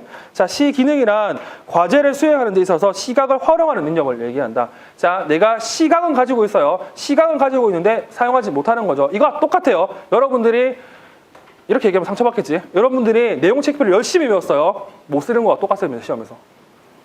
똑같아요. 이게 시기능이에요. 이게 시기능. 자, 그러면 이 시기능에는 이제 뭐가 있냐면요. 시기능 평가하는 요소는요. 두 번째 단락 두 번째 줄. 시각기술, 시지각, 시각 환경을 줄 수 있는데 시각기술은 시야, 시력, 대비 감독, 색각들이 나타날 수 있습니다. 이 중에서 시각 기술로는 여러분들이 외우고 있거나 봤던 중심의 보기, 탐지하기, 주시하기, 추적하기, 취시하기가 있는데요. 이거 같은 경우는 정인의 복진제자 또다시 나와요. 근데 이쪽에서는 시각 기술로의 중심의 보기, 탐지하기, 취시하기, 추적하기, 추적하기가 나오고요. 자, 중심의 보기는 이것도 내일 더 설명할 건데 중심으로 보지 않고 옆에 있는 주변 시야로 본다라고 생각하시면 좀 더 좋을 것 같고, 주사하기는 아까도 얘기했고, 추적하기 같은 경우는 움직이는 걸 따라가는 걸 추적이라고 말씀드릴 수 있습니다. 그리고 밑에 보면 어떤 게 나와 있냐면 이러한 시각 기술을 또 크게 세 가지 유형으로 나눌 수 있어요. 그게 시각적 요소와 그리고 인지적 요소와 운동적 요소로 나눌 수 있는데, 이것 또한 외우면 좋은데 제가 보기에는 시험에 나올 가능성이 좀 적습니다. 됐죠? 그래서 시각적 요소에는 뭐가 있고, 그리고 인지적 요소는 뭐가 있고, 그리고 운동 요소는 뭐가 있는지 정도는 알고 있는 게 좀 더 좋을 것 같습니다. 자, 그래서 넘어가겠습니다. 쭉쭉. 자, 넘어가서요. 제3부 시각장애 아동의 교육을 보도록 할게요. 자, 이제부터 진짜입니다. 이제부터 진짜. 왜? 이 책 제목이 뭐라고요? 이 책 제목이 시각장애 아동의 이해와 교육입니다. 이해는 했어요, 이제 교육을 하시면 됩니다. 교육. 자, 교육 6장부터 나오는데요. 역사가 나오는데, 역사는 1999년 때 여기서도 시험에 나왔습니다. 어떻게 나오냐면 우리나라 뭐 이런 느낌입니다. 우리나라 최초로 특수교육을 받은 사람은 누구냐? 이걸 쓰는 게 시험 문제였고요. 그리고 또 뭐가 있냐면 우리나라 훈맹정을 만든 사람 이름이 누구냐? 이런 거였습니다. 이런 거였어요. 이런 분 나왔어요, 옛날에는. 근데 요즘에는 절대 안 나오겠죠. 나왔다가 제가 보기에는 교육과정 평가원이 제가 보기에는 불탈 수도 있을 것 같습니다. 그 정도 되면. 일단은 이거는 안 나온다 정도 좀 기억하시고요. 대신 알아야 될 게 214페이지 가면 교육 원칙과 교수 방법이 이렇게 나와 있는데요. 자, 시각장애 공부하시다 보면 이숙화 이름들이 몇 명씩 나옵니다. 그게 첫 번째가 로엔펠트라는 사람이고요. 두 번째가 누구냐면 콘이라는 사람인데, 이 로엔펠트는 정말 대단한데요. 이분은 미술에도 나옵니다. 미술에도 나오거든요. 뭐 초등 아니고는 몰라도 되는데 미술에도 나와요. 그 사람의 그거 있잖아. 두조카? 이거 머리 있고 이렇게 나오는 거. 하여튼 이렇게 그리는 거. 하여튼 이름 똑같아요. 똑같은 사람인지 모르겠지만 일단은 나온다는 거 정도. 자, 일단은 로엔펠트와 콘이라는 사람이 있는데요. 로엔펠트는 맹교육에서 유명한 사람이고요. 콘은 저시력 교육에서 유명한 사람이에요. 그래서 웬만하면 로엔펠트가 나온다, 콘이 나온다. 그러면 이거 시각장애 맹 설명하였구나, 그리고 저시력을 설명하였구나, 이렇게 아셔도 됩니다. 자, 그러면 우리가 봐야 될 거 215페이지에 보면 맨 마지막에 숫자 1, 2 이렇게 나와 있고, 숫자 1이 구체적 경험, 두 번째 통합적 경험 이렇게 나와 있는데요. 이거는 이 책에서는 이렇게 표현 안 하지만 이만수 선생님 책에서는 어떻게 표현하냐면 로엔펠드의 특수 방법의 원리라고 표현되어 있습니다. 그래서 이것 또한 패스워드 있는데요. 일단은 특수 방법의 원리가 세 가지가 있어요. 첫 번째가 구체적 경험, 두 번째가 통합적 경험, 세 번째가 활동 중심의 경험 학습, 이렇게 나와 있다는 거. 최소한 이 정도는 알고 있어야 된다는 거. 그래서 로엔펠트는 시각 때문에 여러 가지 경험에 부족, 그리고 경험에 상실이 있다. 그래서 얘네들 같은 경우는 이런 특수한 방법을 통해서 교육해야 된다. 그게 지금 보고 있는 구체적 경험과 통합적 경험, 그리고 세 번째 있는 활동 중심 경험 학습입니다. 최소한 명칭 정도는 좀 기억하시면 좋을 것 같고, 이 명칭 또한 책마다 좀 틀려요. 책마다 좀 틀려요. 그거는 좀 이따가 다음 시간에 보여드리도록 할게요. 일단 이 세 가지가 있고, 이 세 가지가 뭐다 정도는 좀 기억하시는 게 좋습니다. 자, 그리고 이제 우리가 봐야 될 건 224페이지에 가면 이제 뭐가 나오냐면 부모 및 가족의 역할이 나오는데요. 이거 같은 경우는 시각장애보다는 통합, 특히 유아 초등에서 좀 많이 나와요. 그래서 이 부분은 좀 봐주실 필요가 있는데, 중등은 한 번 정도 읽어보시고요. 초중등은 좀 꼼꼼히 보셔야 됩니다. 어디를 좀 꼼꼼히 보셔야 되냐면 227페이지에 나오는 부모의 장애 태도에 미치는 요인에서 장애 급부 수준이 있습니다. 1수준부터 5수준까지. 이거는 꽤 많이 나오거든요. 초등에서. 그리고 유아에서 특히 어디냐면 교직논술에서 많이 나오거든요. 그래서 이거는 좀 기억해 두시는 게 좋습니다. 자, 그리고 쭉쭉 넘어갈게요. 쭉쭉 넘어가서 239페이지 가면 제7장 보조공학과 학습 환경이 이렇게 나오는데요. 이 보조공학 같은 경우는 아까도 얘기했듯이 이 내용보다는 정인의 복지제는 책이, 그리고 정인의 복지제는 책과 더불어 더 봐야 될 게 뭐냐면 특수교육공학이라는 책에서 훨씬 더 자세히 나와 있어요. 근데 보시면 알겠지만 문제를 보시면요, 특히 모의고사를 보면 알 수 있는 게 뭐냐면 이 종류 하위 카테고리가 좀 틀려요. 그래서 그것만 보더라도 이거 박수린 선생님 책에서 냈구나. 아, 이거 정의는 복지체는 책에서 냈구나를 알 수가 있어요. 근데 그래서 여러분들이 그거 정도까지는 하셔야 돼요. 그래야 문제 쓸 때 필요한 거 쓸 수 있습니다. 해당 카테고리, 해당 질문에 대한 카테고리를 머릿속에 있어야 다음 문제 쓸 때 필요하다는 거. 자, 그래서 우리가 봐야 될 건 245페이지에 있는 보존과학기기 및 학습기기의 종류를 봐야 되는데요. 이 책에서는 맨과 저식으로 나눠서 설명하고 있습니다. 맨과 저식으로. 자, 그래서 245페이지의 맨 마지막에 보겠습니다. 자, 맹학생은 화면 읽기 프로그램을 한다고 합니다. 화면 읽기 프로그램. 자, 화면 읽기 프로그램 같은 경우는 말 그대로 화면에 띄어 있는 걸 다 읽어줘요. 그리고 요즘에는 윈도우가 좋아져가지고요. 이게 커서 가는 데만 읽어줍니다. 이렇게. 아주 읽어줘요. 그래서 그런 기능하는 게 화면 읽기 프로그램이라는 거 정도는 기억해 주시고, 그 다음 페이지 236페이지 보면 광학 문자 인식 프로그램이 있습니다. 이걸 영어로 OCR이라고 하는데요. 선생님들이 질문하는 것 중에서 뭐가 있냐면 도대체 광학 문자 인식 프로그램이랑 광학 문자 판독기랑 어떤 차이가 있냐라고 얘기를 많이 하시는데, 단순히 얘기해 드리면 OCR 같은 경우는 소프트웨어입니다. 그냥 단순히 그림을 글자로 바꿔주는 프로그램이고요. 거기에다가 이제 출력기기까지 붙어 있는 게 광학 문자 판독기라는 거까지 기억하시면 됩니다. 됐죠? 이렇게만 기억하셔도 충분히 할 거 없고요. 이거를 구글에 쓰라고 잘 안 합니다. 그리고 이거보다 더 중요한 게 247페이지에 있는 옵타콜이라는 거. 자, 옵타콘은 이렇게 되어 있습니다. 소형 촉지판에 있는 핀들이 문자 그대로 도출되어 매학생이 일반 알자를 읽을 수 있게 해주는 장치다. 자, 앞에 나와 있던 OCR이나 광학문자 판독기 같은 경우는 글자로 만들어준다는 느낌이 좀 강합니다. 글자로 만들어주는 느낌. 이때만은 글자는 활자로 만들어주는 느낌. 근데 옵타콘 같은 경우는 그게 아니라 이렇게 카메라가 있어요. 이 카메라를 딱 찍으면요, 이것을 그대로 촉지할 수 있는 판에다 올려줘요. 이게 무슨 말이냐면, 뭐 이런 모양 있잖아. 이런 모양, 말도 안 되는 모양이 있으면 이거 카메라를 찍으면요, 보통 OCR로 찍으면 이거 인식 못해요. 그냥 깨져서 나와요. 스캔하면 깨져서 나오는데요, 이런 모양을 촉지판에 이렇게 만들어줘요. 다 깨지네. 이래서 만질 수 있게 만들어줘. 이렇게. 이게 옵타콘이거든요. 이게 옵타콘. 됐죠? 그래서 이걸 잘 기억해 주시면 좋습니다. 옵타콘의 맨 마지막에 있는 내용, 이것은 활자로 점자로 바꿔주는 것이 아니라 카메라에 비친 글자 모양이 있도록 해주는 것이다 정도 기억하시면 좋을 것 같습니다. 자, 그리고 밑에 넘어가면 이제 점자 정보 단말기가 있는데요. 점자 정보 단말기도 시험에서 가장 많이 출제가 돼요. 근데 그 내용은 여기 내용이 아니라 특수공학 내용으로 푸셔야 됩니다. 그래서 이거 정도만 기억하시면 됩니다. 점자 정보 단말기는 문서의 내용을 점자나 음성으로 출력할 수 있는 휴대용 전자기기, 다시 말해서 시각장애인들의 노트북이라고 생각하시는 게 제일 좋습니다. 그래서 두 번째 단락에 보면 학습과 업무 처리에 필요한 워드 프로세서, 주소록, 일정 원리, 음성 녹음, 계산기, 인터넷, 메신저, 이메일 기능도 사용할 수 있다고 되어 있습니다. 그래서 읽어보시면 이거 거의 노트북 아니냐라고 얘기하시면 돼요. 노트북 맞아요. 자, 넘어가면 이제 뭐가 나오냐면요, 이제 248페이지에 보면 그림이 나와 있거든요. 그림이 무지, 점자기, 그리고 한손해라고 있는데, 이 한손해가 금방 봤던 점자 단말기입니다. 점자 정보 단말기고요. 위에 있는 무지 점자기 같은 경우는 이렇게 생각하시면 돼요. 처음에는 우리 핸드폰, 다 여러분들 중에서 30대가 있는지 모르겠지만 핸드폰 이렇게 안 생겼습니다. 옛날에는 이따구로 생겼어요. 이따구로. 이제 이 크기였어요. 옛날에 진짜 이 크기였고요. 이때 기능은 하나밖에 없었습니다. 통신 기능 또는 호신용. 집어 던질 수 있으니까. 엄청 무거웠거든요. 여튼 이런데 과학이 발달하면서 여기다가 이메일 쓸 수도 있고, 여기다가 위치, GPS를 할 수 있다. 이렇게 된 느낌으로 무지점자 단말기에서 밑에 나오는 점자 정보 단말기로 바뀐 거예요. 그래서 현재는 점자 정보 단말기밖에 안 써요. 왜 써? 위에 있는 거. 물론 요즘에도 폴더, 그리고 옛날 2G 쓰시는 분들이 계시지만 그래도 이렇게 좋은 게 있으니까 요즘에는 이런 한손에 같은 점자 정보 단말기를 쓴다는 것 정도 기억하시면 좋을 것 같습니다. 자, 그리고 이제 쭉쭉 넘어가서요, 250페이지에 가면 기타 보조도구가 있습니다.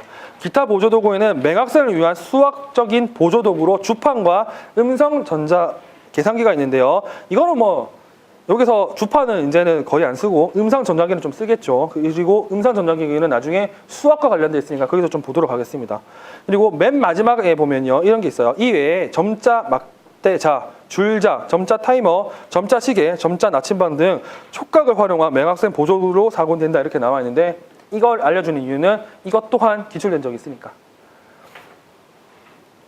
자, 그리고 251페이지 가면 이제 저시각 학생이 나오고, 저시각 학생에서 가장 많이 나오는 게 망원경, 망원경, 그리고 확대경들이 이렇게 나오거든요. 근데 이 내용보다는 그쪽에 더 잘 나와 있어요. 정의도 복제되는 책이. 그래서 여기는 한 번만 보고 갈 건데, 그 대신 기억해야 될 게 이 책에서는 근거리용으로 확대구형, 그리고 중거리용으로 망원 현미경, 그리고 원거리용으로 망원경이라고 표시되는데, 이 책에서 좀 헷갈리게 한 게 뭐냐면, 저 뒤에 나와 있나?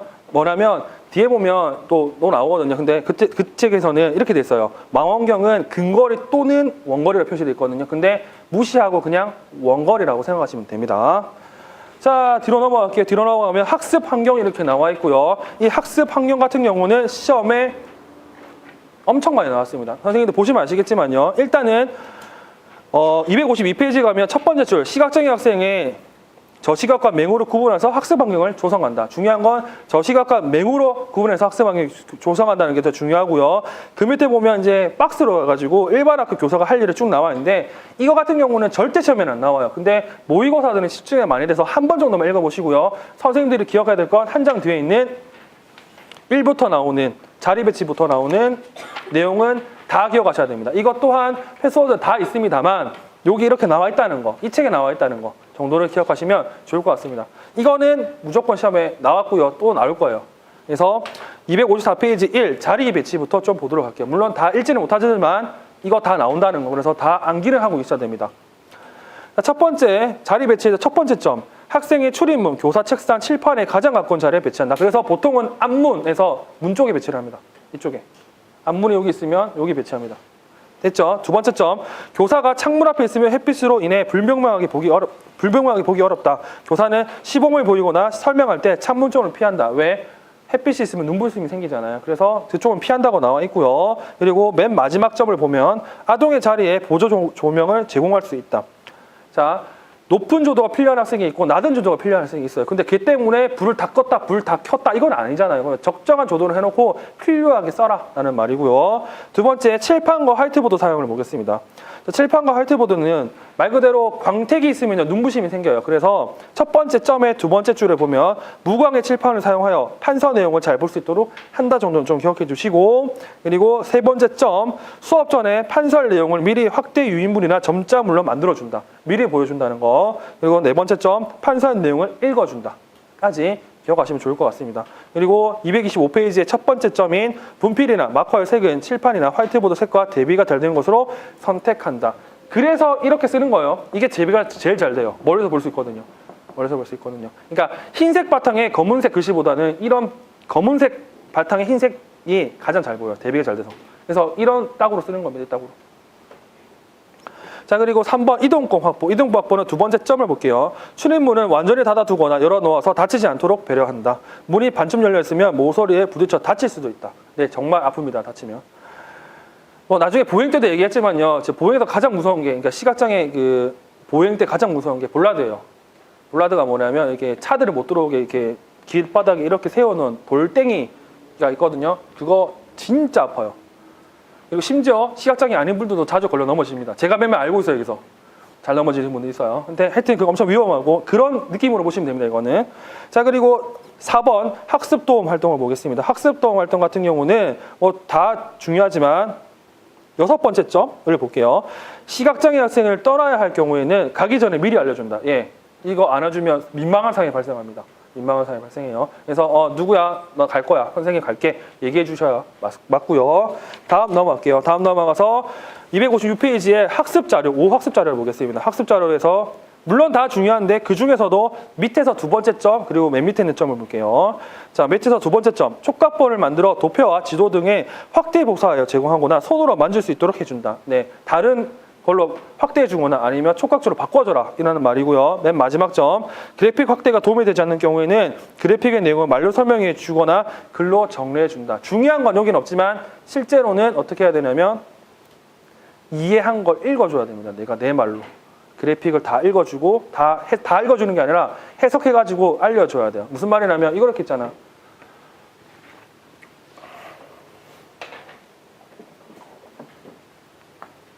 뭐 이렇게 있을 거 아니에요. 이걸 다 알려줄 의미가 없죠. 자, 여기서 두 번째 있는 게 가장 큰 애. 그게 얼마다? 50이다. 이렇게 알려주면 돼요. 됐죠? 이 말이에요, 이 말. 자, 그리고 여섯 번째 평가를 볼게요. 평가. 자, 첫 번째 점. 평가 문제지는 점자본 혹은 확대본으로 만들어준다. 네, 이렇게 해줘야 됩니다. 왜? 이렇게 배웠을 거니까. 됐죠? 그리고 257페이지의 첫 번째 점. 점자로나 확대 문자로 문제를 읽는데 시간이 많이 소요될 수 있다. 그래서 시간을 더 늘려줘라. 그래서 현재 임용시험과 수능시험 같은 경우는 뭐 이렇게 표시되어 있습니다. 1.2배, 1.5배 뭐 이런 식으로 시간을 늘려줄 수도 있다고 표시되어 있다는 거 정도 기억해 주시면 좋겠네요. 자, 그리고 제4부 교육과정과 교과지도 같은 경우는 조금 쉬었다가 하도록 하겠습니다.